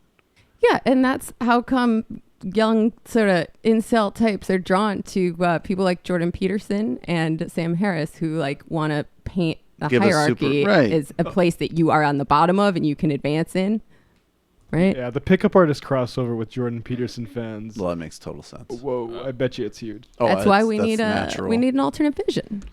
We're like the just listen to some bloody Dipset. Just make sure you do it well and you do it with passion. Exactly. Be more like Wyatt Coke. Yeah. Actually, you should be more like Wyatt Coke. Wyatt Coke give you much better dating. Be able to pay friends to be around you. That's the that's the real lesson. Get born into a family where you can have a fake yacht party. That is always helpful. Imagine how life would be if you could just walk through Miami being like, hey, you are attractive, cool-looking people. Would you like to have fun on a yacht? It's all on me. There's drinks and everything. But you know what's amazing is I bet he still pretty much barely ever gets laid. So actually, it doesn't solve the problem. And it doesn't buy you love. No, I don't want to think about that. Maybe we should move on. Yeah, maybe we should. This is getting really disturbing. Anyways, I'll see Candace Owens this weekend. Sorry, what? Sorry, I shouldn't have said that. Excuse me. I thought she could do a lot better on this appearance. I thought you did really, Candace did a really good job for somebody who doesn't seem like they go on TV much. All right, Candace Owens, she is on Fox, and this is how you stay in the mix. think there's two different things, though. There's the political appointee who wrote the op-ed Right. anonymously. That's somebody who President Trump chose But and do you works think with them. that's true, though? And How do we and know it's not deep just the New York state is Times something publishing different. that? Oh, no. Well, do you mean that the New York Times wrote it itself? How do we know? That's all I'm saying is, how do we know? I genuinely can't believe. Really, it could be somebody at the deputy undersecretary of the such and such. But we don't know. Yes. There is no transparency. There's no transparency whatsoever. It's anonymous. Tesla, I mean, We're taking this at face value. Presenting this as a positive. Okay, well, I would say literally when it is published as anonymous, there is no transparency. That is correct. She's got a good point, you're saying. She's got a real solid point there. I mean, I don't know what more to pivot the analysis around this. It's like, if you're in that media ecosystem, you can be a total fucking idiot, and your job is to just say stuff, all of which is just meant to obscure and lie and build narratives of nonsense. And that is why the only value to debating these people is actually, in fact, this is where I will go full Evo psych, is to make them look lower on the dominance hierarchy is the only worthwhile way of engaging these people. They're totally disingenuous. They're dishonest. They have no desire to get anywhere. And Tucker Carlson does it in a really sophisticated way, and Candace Owens does it in just a sort of overtly dumb way, but it's all the same thing. It's all sound, fury, and nonsense signifying nothing, and the only way to engage in it is to crush it. Well, it's like, yeah, she retreats to a point where you can't answer it. So how do we know the New York Times didn't just decide to write a made-up thing? How do I know that Candace Owens isn't secretly funded by the Koch brothers? How do I know that Candace Owens isn't a Congolese asset that was trained by Russian intelligence to undermine American democracy? There's no transparency here. I don't know that. And then when you it could be wrong. I just don't know is my point. Yep, you get to the point and then you just emote affect. Like, how do you know? Well, Matt, honestly, don't, but seriously, how do you know? It's a good point. Do we know who funds Candace Owens? Does anybody here know where Candace Owens comes from? I don't know. I haven't seen her birth certificate. I don't know where she came from. Who is she? Why is she here? I don't know. Maybe she's a really nice person. Maybe she's really good in carpools. Maybe she's a double asset for the deep state. I don't know. And I think that's the point, is we don't have a lot of transparency at Turning Points USA. Where does that money come from? I don't know. They don't publicly release it. That's a fucking good point. Right. It is a fucking good point. All I know is that Candace Owens is so bad that she couldn't even get Joe Rogan to avuncularly highly agree with her, because the shit she was saying about global warming was so patently false that it got Joe Rogan into the mode that he's in when Ruben's on, and he has to be like, no. How do we know that when Candace Owens suggests that, say, the historical material effects of Jim Crow are done by this point in history, how do we know she's not just saying that for money? I don't know. That's my point. She might really believe, she might actually be that unbelievably cynical and stupid, but she also might be doing it for money. And my point is, I cannot know until the process is more transparent. And my other point is to all of these people out there, the Candace Owens and the followers and all of the modern right, we can do this stuff too. We know how to play these games too. The next crop of people that you're going to be in political conflict with are not like sincere goody two-shoes West Wing people that are appalled by how much you lie. We all assume that you're unethical and disingenuous, and we will respond accordingly. Yep, I'm literally a communist, and I don't care about your manners. Yeah, I've been trying. There was some talk on TMBS. You're calling from a 610 area code. Who are you? Where are you calling from? Hey, am I on? Yeah, you're on. What's up? Hey, Mike, how's it going? Hey, man. Yeah, I was just wondering, what are your thoughts on what would happen if the Democrats take back not only the House but the Senate? Do you think there's a chance that Trump would triangulate because he doesn't really have a policy substance, and he just changes his policy day to day, or do you think he's kind of going to be entrenched in far right politics. Well, I think he's entrenched in the racism because that's central to his appeal. But I do think that if the Democrats take back Congress, he'll diss Republicans a lot more, and he'll probably do. And I think in 2020, anyways, he's going to do more fake economic populism. If he got a taste of passing an infrastructure bill. So you think he's going to take like basically have like Tucker Carlson's political stances, where it's basically like far right on immigration, far right on race, but kind of talking about like Amazon and Jeff Bezos. Well, that's what he did when he ran for president. That was actually the most successful. That is what, and of course, it's all bullshit. I mean, the funny thing is if you go to like France, Marie Le Pen is a legit objective, and her party is a fascist party. And they are much more, the National Front actually does like not want cuts. And it is not, it wants to preserve the French model for French white people, right? And so I think that and this has never been the case, because even Bannon's totally full of shit. If Bannon had this white nationalist, economic nationalist message, he'd be pro-union, he'd be freaked out about the tax cuts. It's all cultural posturing. But that being said, that sort of pretending is how he won. And my guess is headed towards 2020, they'll do more of that anyways. But I think that if the Democrats take back Congress, that will be partially what you'll see. But I also think that, like, look, I mean, Donald Trump's a mental case. And I don't think you can, who knows? Like, I think it's also just going to be a lot of whoever upset him that he's tweeting about, right? Like, that's the other element of the guy, is just a crazy person having tantrums. Right. And the other thing I wanted to ask is, the other thing I wanted to ask real quick is, what do you think about this? There's a guy named, I think, Alan Yang, and he's running on UBI essentially in 2020. I don't know who Alan Yang is. I wonder if that's going to come out because I've heard a lot of talk about like UBI and whether it's going to become like a policy issue of the Democratic Party. I think if UBI is built on top of single payer Medicare for all and a universal job guarantee, and you included and you said in addition to all of that, there should be a direct government transfer to everybody once a month, cool. If it's decommodify and redistribute wealth, and UBI is fine, but you need to do those things. Exactly. Thanks for the call, man. Let's do a few IMs, then we'll get to more sound. Candace Owens, Michael, check your DMs. Amber Nora, I love Jamie's point about hectoring young people on talk shows and others' podcasts and social media does not appear to empirically strong get out the vote effort.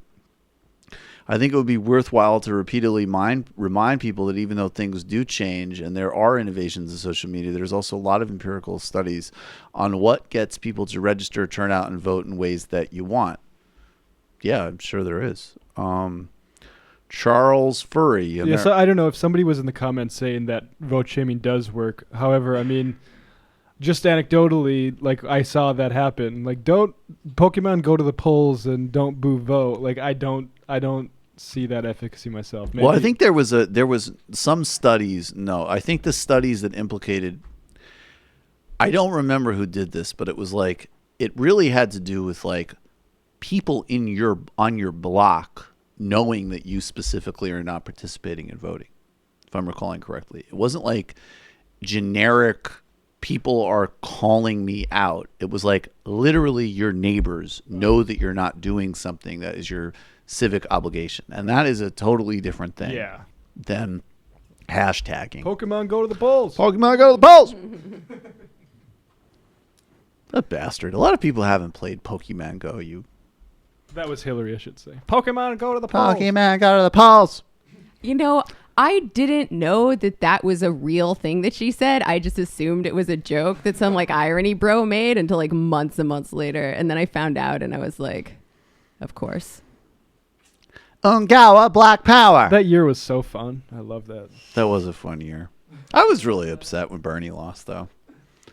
Yeah, I mean, same. I cried. I was on the lawn with all the protesters outside the convention center. It was sad. By the time we got to feelings. by the time we got to the convention, I was like, I knew it was donezo. But like when he made the speech conceding, that was when it was really final. And his It was brother? really over. Like I knew it was over way before that, but it was still like a really intense moment for all of us and all these kids who had never been involved in politics before. A lot of them. Now we need to get together and vote. Pokemon Go to the polls. For her. And then I went to it's a progressive platform, whatever. Fuck it. I went to this marijuana party later that day that was supposed to be like a fun party for like people who love weed and like want to legalize weed and are like at the DNC, and everyone was so sad. It was just like wall to wall, like bummed out Bernie bros, like joylessly smoking pot at this thing. I just want to dull my senses, man. I'm not going to vote for that. Yeah, I'm not going to fucking vote for her. Fuck that. You know what of course, I mean, this is so well known, it barely even requires any saying, but of course we know that the Clinton machine used the most disingenuous, most base identity politics to try to smear Bernie and his supporters. And now a lot of those people in New York, of course, have the opportunity to vote for a woman governor of New York State, who would replace a guy with multiple corruption allegations swirling around him and his administration, connections to lobbyists, a guy who's governed at the behest of real estate and charter schools, a right-wing, third-way Democrat, fusion of the worst of all worlds. He's a corporatist with sort of a cronyist Democratic machine approach to governing, and Cynthia Nixon's a legit progressive.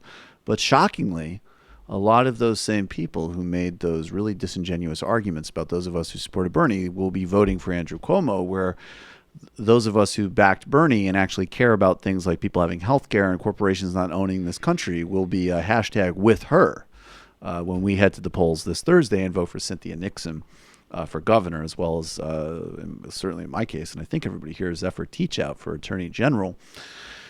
There was an incredible flyer put out by the state Democratic Party of New York. This is actually a pretty incredible intervention, where they said, and it's really blurry here for some reason, with anti-Semitism and bigotry on the rise, we can't take action. We can't take a chance. I can't even read this second part. With Cynthia Nixon, who won't stand strong for our Jewish communities. Cynthia Nixon is against yeshivas, supports BDS, racist and xenophobic campaign to boycott Israel, and is silent on anti-Semitism. I don't know what they mean by doesn't support yeshivas. She might be somebody who is concerned at how some religious schools in New York City operate using federal funds in ways that have been found to be illegal. That might be a legitimate question, particularly in certain areas where there's been very credible and documented cases of child abuse in some of those communities. Cynthia Nixon, I don't believe, supports BDS. I think what she did was oppose a genuine free speech silencing bill that went through the New York legislature with the support of Andrew Cuomo, that if a business chose in the privacy of its own business to participate in a form of boycott against the state of Israel because of its apartheid, and make no mistake, they are apartheid policies, that the state would not do business with those businesses, and an incredible infringement on free speech rights, an actual infringement on free speech rights, not something like a protest at a college campus, which is what people usually mean when they talk about free speech. Go ahead, man. And that was sent out by the New York State Democratic Committee. Liz Smith, who identifies herself as a co-founder for 50 State Communications, Dem communicator, former rapid response for Obama, O'Malley's deputy campaign manager, says Governor Cuomo didn't approve or have knowledge of the mailer in question. He disagrees with the language in it, believes it is inappropriate, and urges voters to focus on the real issues of this race. Now, friend of the show, Alex Perrine, comments on that. In Mario's campaigns, which Andrew worked on, the, quote, vote for Cuomo, not the homo signs, similarly appeared one day, as if by magic, along Queens Boulevard. No one in the campaign could figure out who was responsible. Weird. They did it again? There's a lot of That was the original. That was the original time. Okay. And that was also the original accusation that that was a campaign between Mario Cuomo and Ed Koch. Ed Koch, pretty universally known to be a closeted gay politician, and it was and it's also, I mean, the reporting is not only that it was from Cuomo's campaign, but that a young Andrew Cuomo who was running his dad's campaign was the guy who architected that. Let's play Cynthia Nixon responding to this morning. She's obviously going to talk about her own sort of connections with Jewish identity, and, you know, just sort of respond to the smears put out against her. I was appalled. I was really angry. I am the mother of Jewish children whose grandparents narrowly survived the Holocaust and had a lot of family who actually didn't survive. The idea that they would accuse me of being soft on anti-Semitism is an outrage. We belong to a temple. We were at services last night. You know, my kids were both bar mitzvahed. It's really, as the New York Times says, this is dirty, sleazy politics at its worst. And yes, the New York State Democratic Committee has a lot to answer for, and it would be really good. This was not a mistake. A lot of people actually had to approve of this and get it together and sign off on it and create it and mail it out. But I think the idea that Andrew Cuomo didn't know that it was happening is completely bogus. And I think he actually owes an apology, not just to say it was unfortunate or a mistake or inappropriate, but it's factually wrong. It's a smear, and it's a really nasty smear at a time when anti-Semitism is on the rise. This is fear-mongering for political gain at its worst, and it's completely untrue, and I'm very angry about it. And we start seeing, you know, obviously this has been the most potent thing that they've found with Jeremy Corbyn in the UK. And this weaponization of the, obviously one of the most, not only serious issues today, but historically anti-Semitism is one of the most serious, dangerous, evil, and murderous forces on the planet. The equation of anti-Semitism with any form of valid political criticism or moral action against the state of Israel, a far-right ethno-state, is not only cynical, disingenuous, and wrong, it's also going to be a dividing line of parties, whether it's the Democratic Party or Labor, because this new wave of people getting involved in politics with left values, they're not going to check their values at the door when it comes to the Middle East. And if they oppose racism, they oppose oppression, and they oppose two-tiered systems of justice here or in Saudi Arabia or in Brazil or in France, they're going to oppose it in Israel-Palestine. And therefore, by definition, they are going to be strong critics of the present state of Israel. Yeah, and she has not even come out in support of BDS. Right? No, like, she opposed that, and she opposed she just the bill, doesn't I want believe. people to be penalized Right. who do support BDS She's for expressing their freedom of speech. Exactly. And I think she's also made some, you know, gentle, modest, and basic criticisms of Israel, which is actually one of the reasons right out of the gate that I supported her. Because to me, it was like, actually, yes. Right, exactly. I was like, you know, I think I have some reservations about her, but I could see the sort of strong anti-Jewish thrust. I looked at Sam's face and I thought, I'm going to vote for Cynthia Nixon. I saw can't Michael, take this. I saw Michael seeing Cynthia Nixon do a speech, and he had that secret message received. Look Yeah, on his I was face. just like, she was just like, and I don't think that state businesses should be threatened because of their own private decisions. And I was just like, I was like, I got you, Sex and the City lady. Well, what if we do a little counter propaganda citing the signs of the past? You ready for this, guys? Vote for the homo, not for Cuomo. Whoa, Actually, nice. Turn that on its head there. That should have been the motto. From Damn, day we one. really let that one sit up there Yeah, for a while. I mean, nice first- job, Jamie. Y'all could have that one for free. I mean, it's their fault for anybody involved in the campaign not thinking of that, but we did sit on that too long. That is so obvious. Oh my God, vote for the homo, not Cuomo. Would have been the perfect motto, That because would have been such a good motto. Well, if you're gonna cause a scandal, you want it to point to something that's advantageous for you to talk about. Exactly. Oh, that's beautiful, and it also shows a sense of humor, and it also reminds the double register of historics. I think she would be the first woman governor of New York State, if I'm not mistaken. She would definitely be the first lesbian governor. I think she's bi. But vote for the buy. Yeah, vote for the buy, not the Cuomo. Yeah, that doesn't work Yeah, as we're well. doing Vote homo for the on buy, that one. not the guy. It Vote for fits the on the buy. sign. Vote for the buy, not the guy. We could do more than one sign. Jesus Christ, we're only getting to this with like 3 should've days had before our the own election. shop. Yeah, Well, we should have we need set to up do this. Yeah, we need to set up a political consulting firm. Is what we Our need to do. consults. We just had to wait until I was very hungover, and it just popped into my head. I like vote for the buy, not the guy. That's so tenuous. All right, I'm into it. Speaking of homos, let's talk about Dave Rubin. And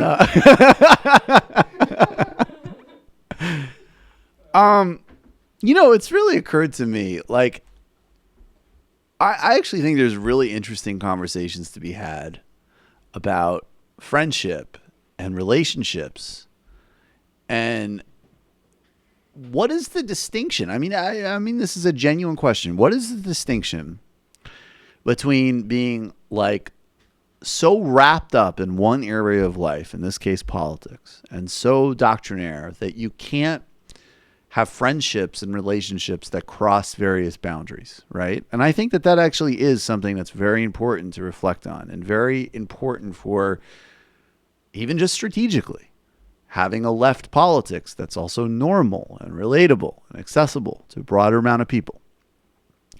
And when does what are those lines when you're just like, your belief or your action for a particular thing is not just a question of like personal disagreement, but it's almost more analogous to you're doing something that is like a public harm or wrong, and I can't just look the other way on it, in the same way that, like, I don't know, I couldn't look the other way if you were, say, I don't know, you're a parent, you're beating your kids, right? Like, that is not, oh, well, we have different ideology.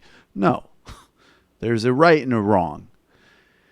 And it would occur to me, I say this as, as a fucking straight white guy. I find homophobia, and I'll just put it really specifically, I mean, because we all have homophobia or whatever, but a homophobia of the variety of, I support and want a literal different legal class of realities for gay people to be one area where in myself, I can't really wrap my head around that one. I can't sort of say like, oh, well, I guess we disagree. There might be other things that but that specifically is a divider for me. Dave Rubin, whole career is built on this big fantasy notion that it's really the left that are just so intolerant. And we're just so bad because, we protest, college kids protest, and, blah, blah, blah, blah, blah. And it's on the right, where basically a handful of white guys who essentially agree on all of the major issues go back and forth on all each other's YouTube shows and podcasts and whine about the left and agree.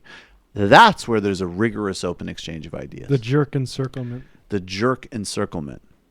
And what's interesting here is that he and Ben Shapiro are going to actually really get into the stakes of what does it actually mean when a main business collaborator of mine is essentially telling me to my face that he will not respect and honor my basic relationship, my most basic identity. It gets a little awkward, even for a guy as dim as Dave Rubin. And of course, Ben Shapiro is a horrible little robot, so he barely registers for him. But let's check this out. We're able to do this, and most people can't do this. Because that's what I'm curious we go about. home at night and we can have our own lives. I mean, that's real, and I think part of friendship, by the way, is that. Like, we go home at night.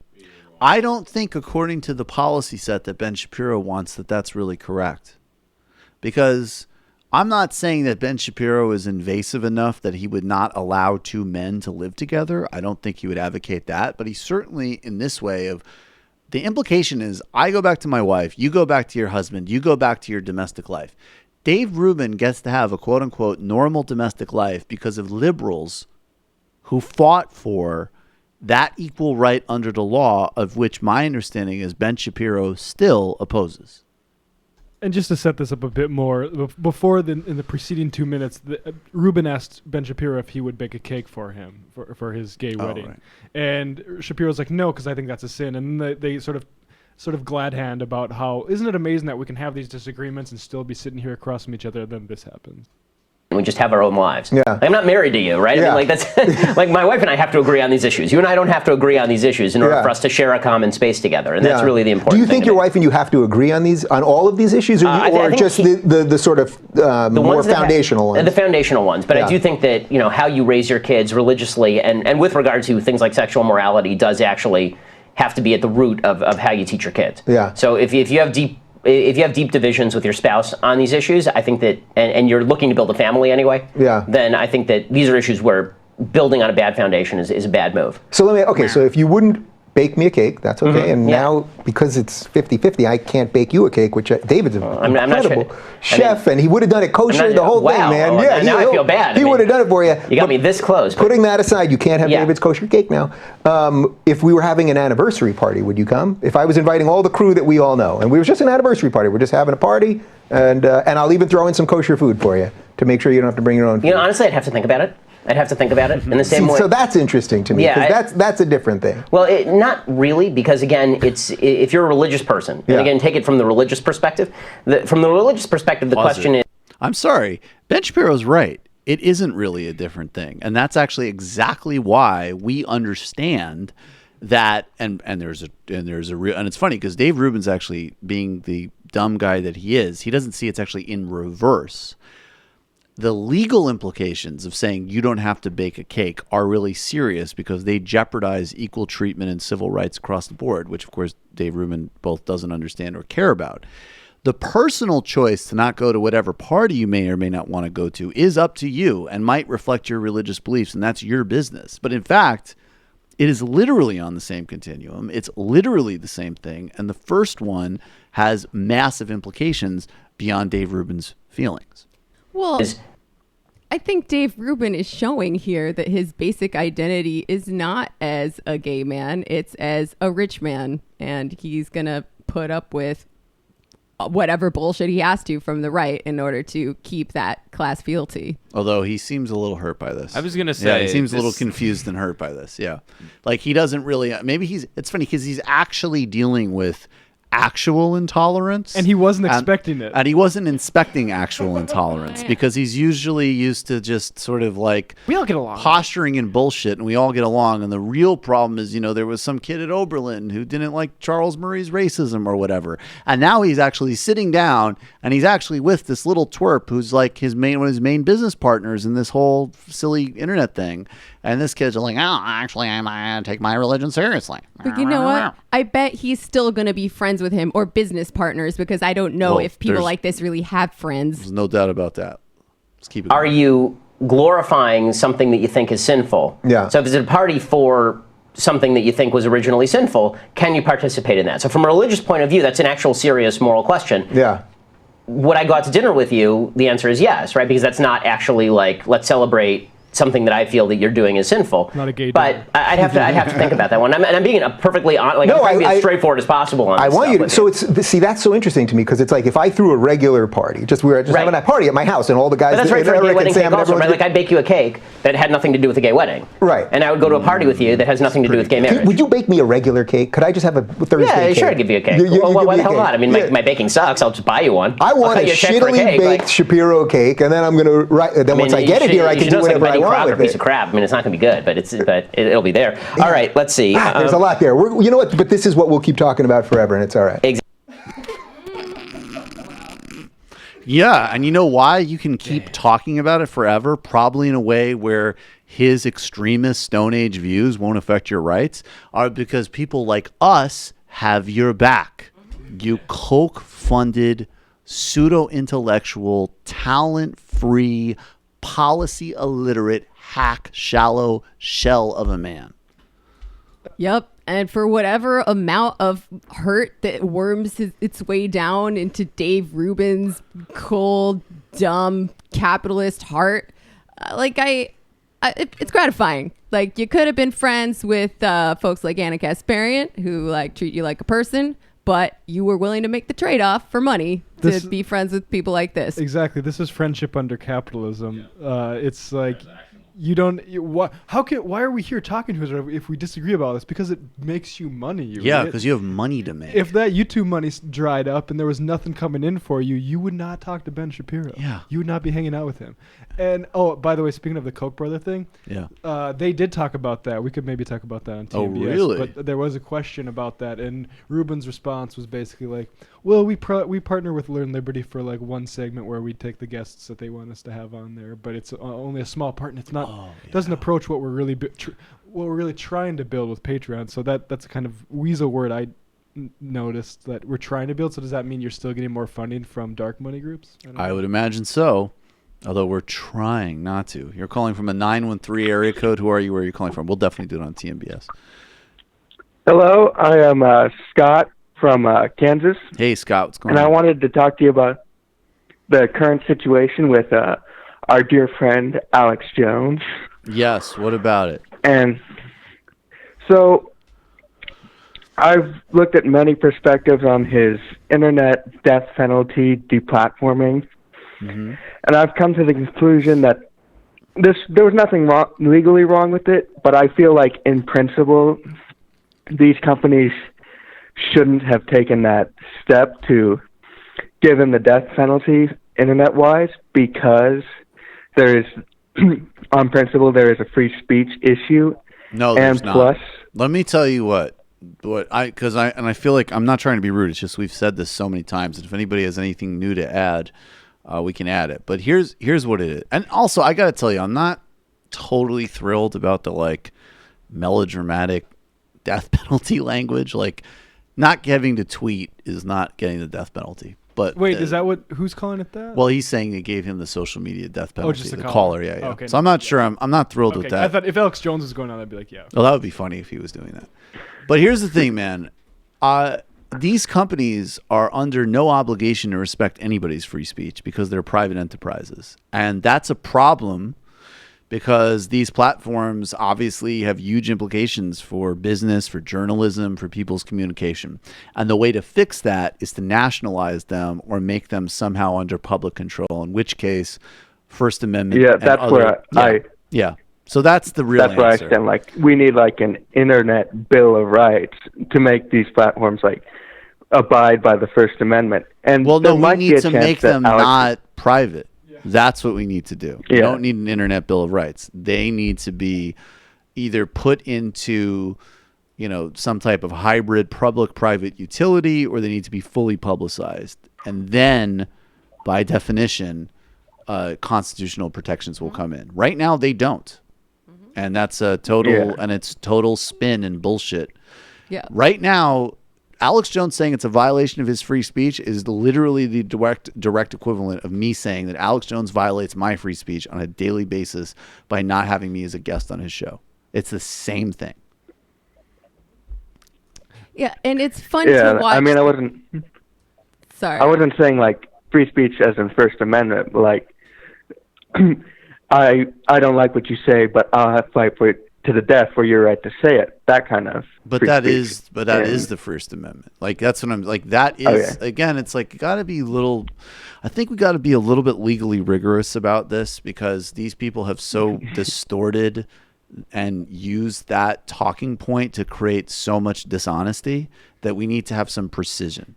And if we want to solve that specific problem, and a lot of the specific problems that all of the big tech firms pose to our information, to our, privacy and all the rest of it, there's a policy intervention there. But this frame that everything from I lost a blue check mark to college kids are protesting me, it's my free speech, is a lie. And yes, the left could have responded better to these things in some ways. And it's my sort of general inclination to not worry about shutting down a campus speaker or whatever. But that's not free speech. It's not. Yep. If you want free speech, move it into the domain where the First Amendment actually applies. Right, exactly. Also, it's fun to watch all these fascists like Baked Alaska come around to that position based on their own experience with this. It's like, And don't worry about fight for their right to the death for their right to say it. They would never do the same for you. And we're in a political war with them, and they're totally cynical. And even Richard Spencer, we played the clip over a year ago. He said, I'm not actually supportive of free speech, but we use it for our advantage. So, yes, we have a more principled commitment than they do, but don't be naive about who they are. Yeah, I mean, I know Alex Jones would never fight for your right to make fun of him relentlessly. That's the truth, exactly. Thanks for the call, brother. Yeah, on September 5th, Jack said, Twitter cannot rightly serve as a public square if it's constructed around the personal opinions of its makers. We believe a key driver of a thriving public square is a fundamental human right of freedom of opinion and expression. And Felicia Day quote tweeted that saying, a public square is owned by the public. This is a money-making venture. You use our freely given information to pay yourselves. This is a ridiculous comparison. A coffee shop would be expected to throw out racist abusers and harasses for the benefit of the customers. And that's the thing. That Jack tweet is him saying, nationalize us. Yeah. If you want to be a public square, fine. You can we'll make you into sort of a Wikipedia type model. Yeah, I whatever, agree, right? Jack. Boom. I agree. And to be honest, that would seem to me a good end of life for a corporation. It would right? also save the company, because the other funny thing Right. about Twitter is you know what? If Twitter made a huge business mistake by becoming a publicly traded company, because the reality is you know what? Sending public text messages, which is basically what Twitter is, right? I think it gives you about $2 billion a year or a quarter in profitability. And it employs a couple hundred people. That's pretty good. And that's all it's going to do. But then you get... And so the pressures to make it something more than that, which never achieve, are actually what threatens it as a business, is the shareholder pressure. Always the way. That's why Wikipedia is great. Right. But then he wouldn't get to be in charge, because when you have as much money as this guy does, it's not about the money for you. It's about the power. It's basically monopoly money for him. You know what, though? The Jimmy Wales Wikipedia thing is sort of an interesting counterexample to that, because he still has a fair amount of control over that. Yeah. And it's also the sort of integrity of Wikipedia has been consistent. No, it's been whereas super these resilient. money-making public traded companies, it's clear that the investors are in there saying let's frack this data. Let's do everything we can. Of course, we're not gonna take the Nazis out. There's a bunch of them giving us engagement, and all this money. It wants to be. It doesn't really care about profitability, like we talked about on TMBS. It wants the market dominant player. They want their money in it, so they can be in part of the monopoly. So you nationalize it. Simple. But Simple. you do give up some of the power. We somewhat, were talking about this on Antifada this weekend. What would we do with Elon Musk in a socialist society? And Nothing. I think he does have some good ideas to contribute. He's clearly a smart guy. He's good at engineering. Should he be in charge of shit? No, but he could still work at Tesla after we expropriate his company, assuming he's willing to play nice. Yeah, you know? they just need to be put in their place, right? They need to be. Elon Musk's pretty useless, though. But think about him as a glorified government contractor. I'm fine. Yeah, but he needs to be mid-level management. Sure. I kind of see some not daylight, but I see some positive in Jack kind of making the appeal to nationalize Twitter. For him to say, for one of these leaders to say, I can't do this. Jesus, take the wheel. Yeah. Yeah, Elon Musk is fucking miserable. He would be so much happier if he weren't looked to as this captain of industry where financial power and engineering power and political power are completely intertwined, right? Because that's an unrealistic myth, not only that people believe in, but for people to live up to. Right. Well, speaking of which, now let's make fun of Elon Musk. Do we have that the Blunt video at the ready? We should have it. I don't see it on the sound sheet, but I think we have it. We're going to do a more extended Joe Rogan Elon Musk review in the post game of the Michael Brooks show tomorrow. I think that obviously there's just a problem that he exemplifies that goes far beyond him, and he is just the latest version of mythologizing and putting a billionaire on a pedestal, which is an innately dangerous thing, period. And I'm sorry, the guy is a jackass and a goofball and ridiculous. And this is another example, although I would say the most endearing one yet. Although while you're seeing him not inhale this blunt, think of all the unions he's tried to destroy. and has destroyed, and think of the fact that his work is actually really basically, it's produced a cool car. That's pretty much it. Here he is trying to appear cool with Joe Rogan. This is a glorified government contractor who people have such a bizarre emotional attachment to that they will harass us for weeks on end with even the most mild criticism. This is your God talking The to... whole joints. Or not. So is that a joint? It's a spliff, Elon. Or is it a cigar? No. Okay. It's marijuana It's inside weed. of tobacco. Oh, okay. So it's like pot tobacco Yeah. posh. You never had that? Yeah, I think I tried one once. Come on, man. You did not try it once. You probably Stop can't it. because stockholders, right? I mean, it's legal, right? It's totally legal. Okay. How does that work? Reverse psychology. Do people get upset at you if you do certain things? There's tobacco and marijuana in there. That's all it is. He did not inhale. He smoked it like a cigar. The combination of tobacco and marijuana is wonderful. First turned onto it by Charlie Murphy and then reignited by Dave Chappelle. There you go. Plus whiskey.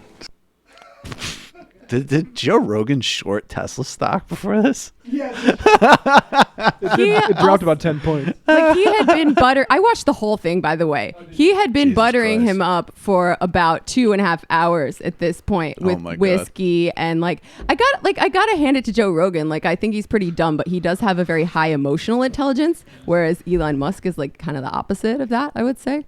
I think emotional intelligence is the most important intelligence, and I'm not getting a high intelligence from Elon Musk either. I mean, he knows some things about science and technology and shit. Like, gotta give credit where credit's due. He's very smart about that stuff. He does, but like, I think it's only I don't. It's only at the level of like people I might have like nerds I might have talked to at NYU. Like they're obsessed with like simulation theory and like I forget what they're called, the space elevators and just future tech and stuff. You've like met anybody like this at any like decent private college?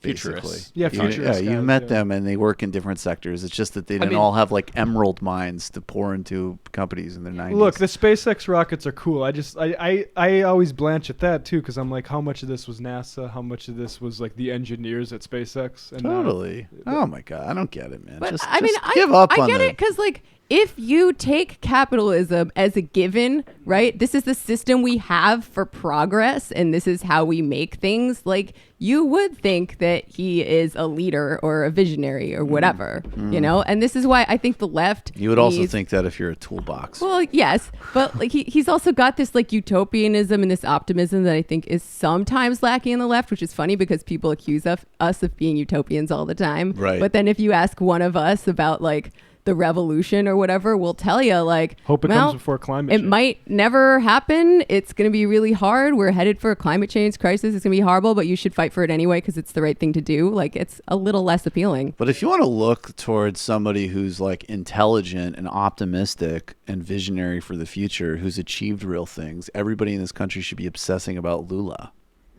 I'm serious. Like, I'm sorry. Well, like, I also think that's like there is actually a whole roster of people. I mean, even it's become a cliche, unfortunately, at this point. But like, my God, Nelson Mandela. How much better would this world be if all of the people that are obsessing about Elon Musk were reading about the African National Congress instead? We'd have a more historically aware, intelligent, sophisticated, empathetic world. Science is its own sort of culture, though, and I think but I also think if it was Oppenheimer or Einstein or there's all sorts of like people from science, Sagan, Carl Sagan, those people are all cooler than Elon. Elon had the big ticket products behind him. Like I had the rockets, I got Hyperloop and the cars.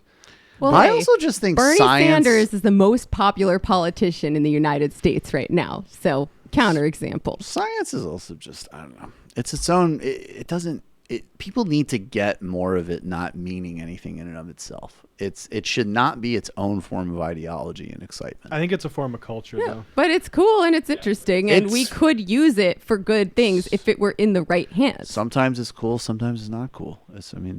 Sure. I mean, it's like, I don't know. I think like, even just like someone like Megan Day's piece on how capitalism is undermining science invites people to understand a little bit more of the baseline of the conversation versus just like, it's science, it's cool, which is where so much of this, everything from Steve Pinker's total glossing over of global poverty to the just embarrassing public role that Elon Musk has played in our world. And it is embarrassing. It is literally depressing and embarrassing that people are like, this like emotionally disturbed billionaire is going to solve global warming. That is actually the ultimate form of pessimism and complete lack of belief in humanity. Yeah, well, that's why we need an alternate vision other than the capitalist vision of how we're going to fix this, you know?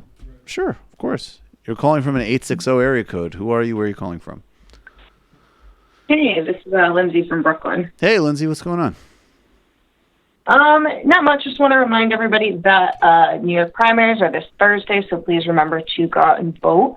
And then I actually, speaking of Joe Rogan, I came up with an analogy that I feel like is a pretty good one, at least when it comes to like my feelings of frustration when he brings on like the intellectual dark web and people like that. Mm-hmm. The way that I see it is Joe Rogan is like the high school football guy who's like really hot but not that bright and everyone wants to date him, and the left is like the nerdy girl who's like, oh, we have so much in common, you know, we share the same values, different things like that.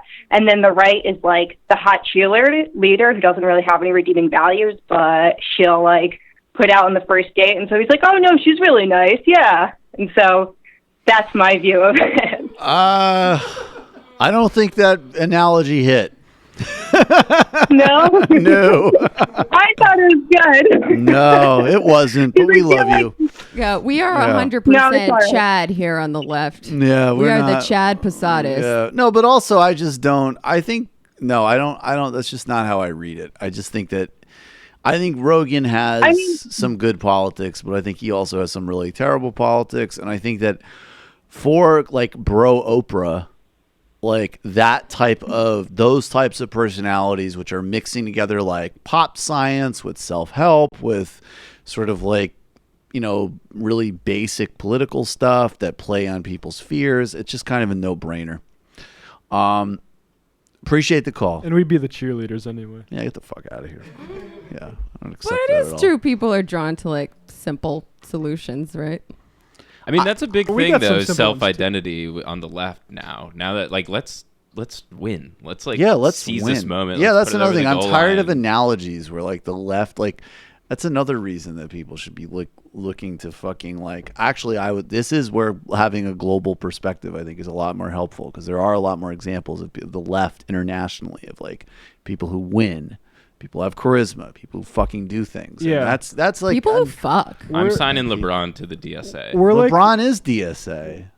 LeBron's total. We're like DSA. We're like the guys in high school who care about other people, trying to lure the girl who's currently dating a guy who's just a racist xenophobe. Right, But but not- we're actually cooler. Yeah, Like, but not in better a creepy dressed. incel, you belong with me kind of way. No, yeah, of course. No, Our older brother can get us weed, and we're Right. gonna bring her over. Exactly. Smoke. Thank you. Nerd trying to get Joe Rogan's attention. Stop it. You're calling from a 541 area code. Who are you? Where are you calling from? Hi, Michael. This is Clarity. Haven't called in a while. Hey, how's it going? What's on your mind? Well, I have a surgery date now, Okay. so I guess I'm moving along in my transition. Almost finished with electrolysis. But what I wanted to call about today is I listened to the Sunday show on KPFA yesterday, and he had Philip Mulder had Doug Hinwood on, Okay. and it was a little bit disconcerting because he was saying that the Democrats have a false sense of security, and that the Democrats need to come up with a stronger platform other than we're not Trump, and Trump is dirty and blah, blah, blah, which kind of is what Hillary ran on in 2016. And he said things, and I kind of have had a belief system that, you know, Mueller is going to get him, but he said there's nothing in the Russian investigation that's going to stick on Trump. Well, I don't know And, how. I no- think that part is that Doug's overstepping what he knows and any of us knows, right? Like, this Yeah, is the exactly. classic, like, there's people on the resistance side that are like, oh, my, yeah, Mueller's going to take him out in cuffs. That's ridiculous. Doug Henwood saying that he knows for a fact it won't stick to Trump. I mean, I like Doug, but that's equally as ridiculous. Well, it is true, though, that there, among his hardcore supporters, there is nothing that will change their minds about definitely. But I'm saying that from a legal and from a disclosure perspective, we don't know that. Oh, yeah. And also, it's worth bearing in mind that Trump's approval ratings now are at record lows. He's had like another dip. And I think that there's a diversity in what Democrats are running on across the country. I think a lot of Democrats are running on healthcare. I think a lot of Democrats are running on, really serious economic issues. And I think, yes, actually there are some districts where pretty much it is going to be as simple as these guys are corrupt, disgusting, and out of control, and you got to put us in. And that's already, and there's proof of concept for both of these kinds of races already. Like Connor Lamb won a very uphill win for Democrats in Pennsylvania, and he definitely did it by signifying to the right on some social issues. He did it by being clear and robust on labor and unions, and I think he also did it by being like, the president is a freak, and it's going to be all of the above. And I think that there's some people who, it doesn't take away from the broader reality that the Democrats, of course, I mean, look, the Democrats are like a failing brand, and the leadership is ridiculous, and there's all sorts of problems and all sorts of changes that need to happen. But some people oversell that lesson to a negativity that is just as unwarranted. Like, Democrats need to go out and do it, and people need to vote, and they need to be registered, and there's no guarantees. But if you're predicting that Democrats won't win the House right now, I think you're making a very emotional prediction in your own way, right? Like, there's all the reason to believe that if people do what they're supposed to do, Democrats will win the House. Yeah. And that's even with all of those problems still existing. In Oregon, we have 4 out of our 5 are Democrats, but I live on the Oregon, the 2nd district, which is the second largest territory, size-wise in the whole United States. Very rural, a lot of national forests and BLM land. And we have a candidate, her name is Jamie McLeod Skinner, and I just don't see the DNC or the DCC stepping up at all to help her. She's challenged Greg Walden, who's number 4 in the House, to debates, and he said he would, of course, and we have it on tape, but they don't return her calls.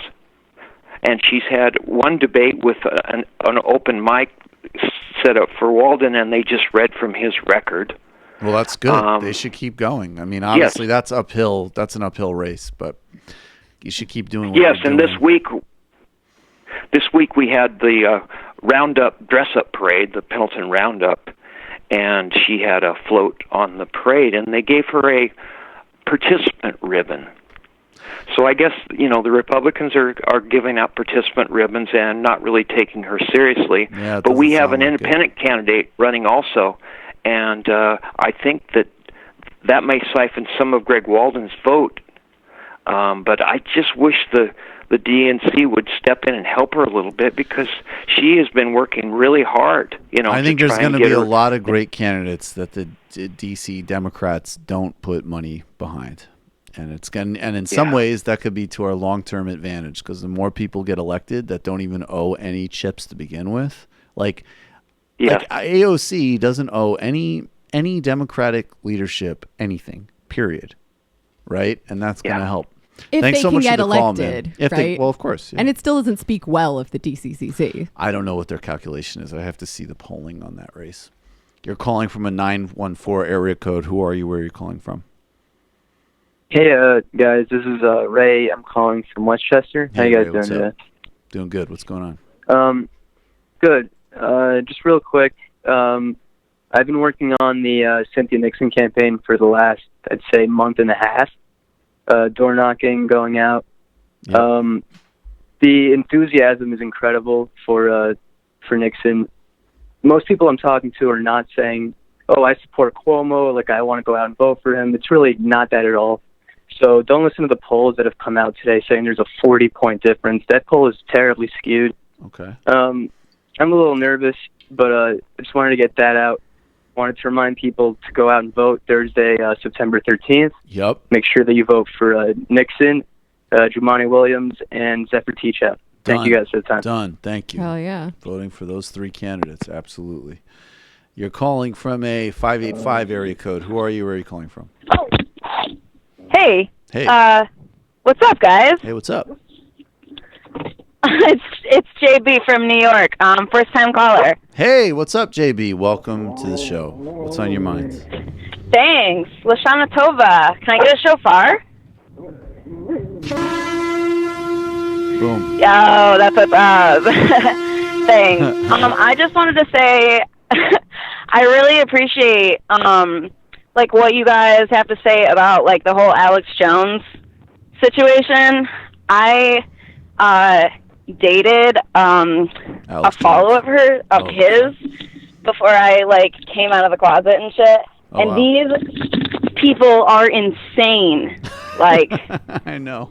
Super fucking crazy, man. Like Word. I mean, regardless of like the things that they believe like that he says, like I mean, this dude like openly talked about assassinating Hillary Clinton and like had tons of guns and like, you know, is super in support of the Bundy Ranch and Why like did you break up with him? He luckily sounds it- pretty cool. Yo,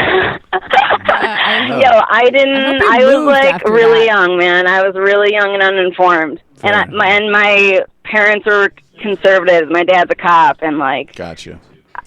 I felt brainwashed, dude. It was crazy. So I just wanted to thank you guys for like being who you are and helping me get out of that crazy shit. Awesome. Oh, that's really cool to hear. Thanks a million for the call. Yeah, Please thanks, call in man. again. Thank you. That is the best thing that any of us could hear, literally. That was actually so good. I apologize to everybody else, but that has to be the last call of the day because that's just too nice to leave it on any other note. Because then somebody else is going to call in and be like, oh, I have a problem with that. You know, But you No, I'm don't just want kidding. to argue about the bell curve for half an hour with I feel like Sam Harris is actually a really nice guy. Oh my and God. you guys being really mean to Sam Harris. And I think it's really important that as racism becomes more popular, that it's people with good hearts who are promoting racism. That's the one thing that sort of trips me out about when we talk about and pathologize like audience of people as crazy, is that I almost feel like part of it is like there's like an existential moment where you could choose to believe one thing or the other, right? Like with a large enough population set, a number of people are gonna say the world is flat, right? And they've just decided that that's the road they chose, and now that's gonna warp their sense of reality, Right. and probably make them crazy in all sorts of different ways. And I feel like the same way is with like you catch on to a wrong YouTube channel and you just start to use that as your like fundamentalist like orientation book, right? And now all of a sudden you can't process reality normally. No, I think that's exactly what you see, and the algorithm supports that. Recovering Brazil. I'm from Brazil. I grew up with a father who was tortured as a political prisoner during a dictatorship of 1964. I cannot understand how there are still people who think that torture could ever be justifiable for anything. Right.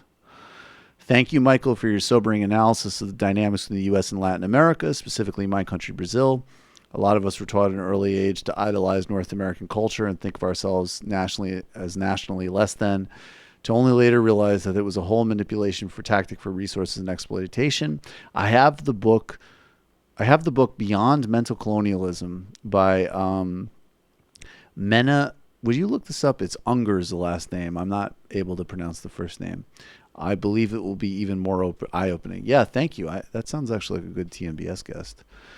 Chappie, Obama did say in democracy you need to do more than vote. Okay, cool. I didn't see that in that clip. Chappie. And I'm assuming that you're just helping out, not doing a, well, actually, Obama, shadow banned politically commissioned officer. I think Tucker Carlson's hatred of multiculturalism goes back to the microwave burrito replacing the Swanson Hungry Man dinner as the go-to meal for Bachelor 42 years ago. Stacey Dash's ill-fated run was in my district. Tucker Carlson is consciously ruling class, and he knows the relationship between capitalism and racism. Right. And the final 2 IMs of the day go to James. Real talk, Candace Owens can still get it. Elon Musk is a mascot for libertarian scientism. I doubt he knows shit about actual science. He's a common scumbag. We will be back tomorrow. It might take all the strength I got to get to where I want, but I know somehow I'm gonna get there. I wasn't looking when I just got caught between the truth and the light bulb. But finding out won't make me feel any better. Yeah, I know the clock is ticking, but the meds are gonna kick in, and my pilot light shining bright. I guess somewhere the choice was made for the option where you don't get paid, for the road that bends before it finally breaks you. I guess somehow I lost my drive between the 101 and the 5. Do you know how far the detour takes you? Yeah, I know the clock is ticking, but the meds are gonna kick in, and my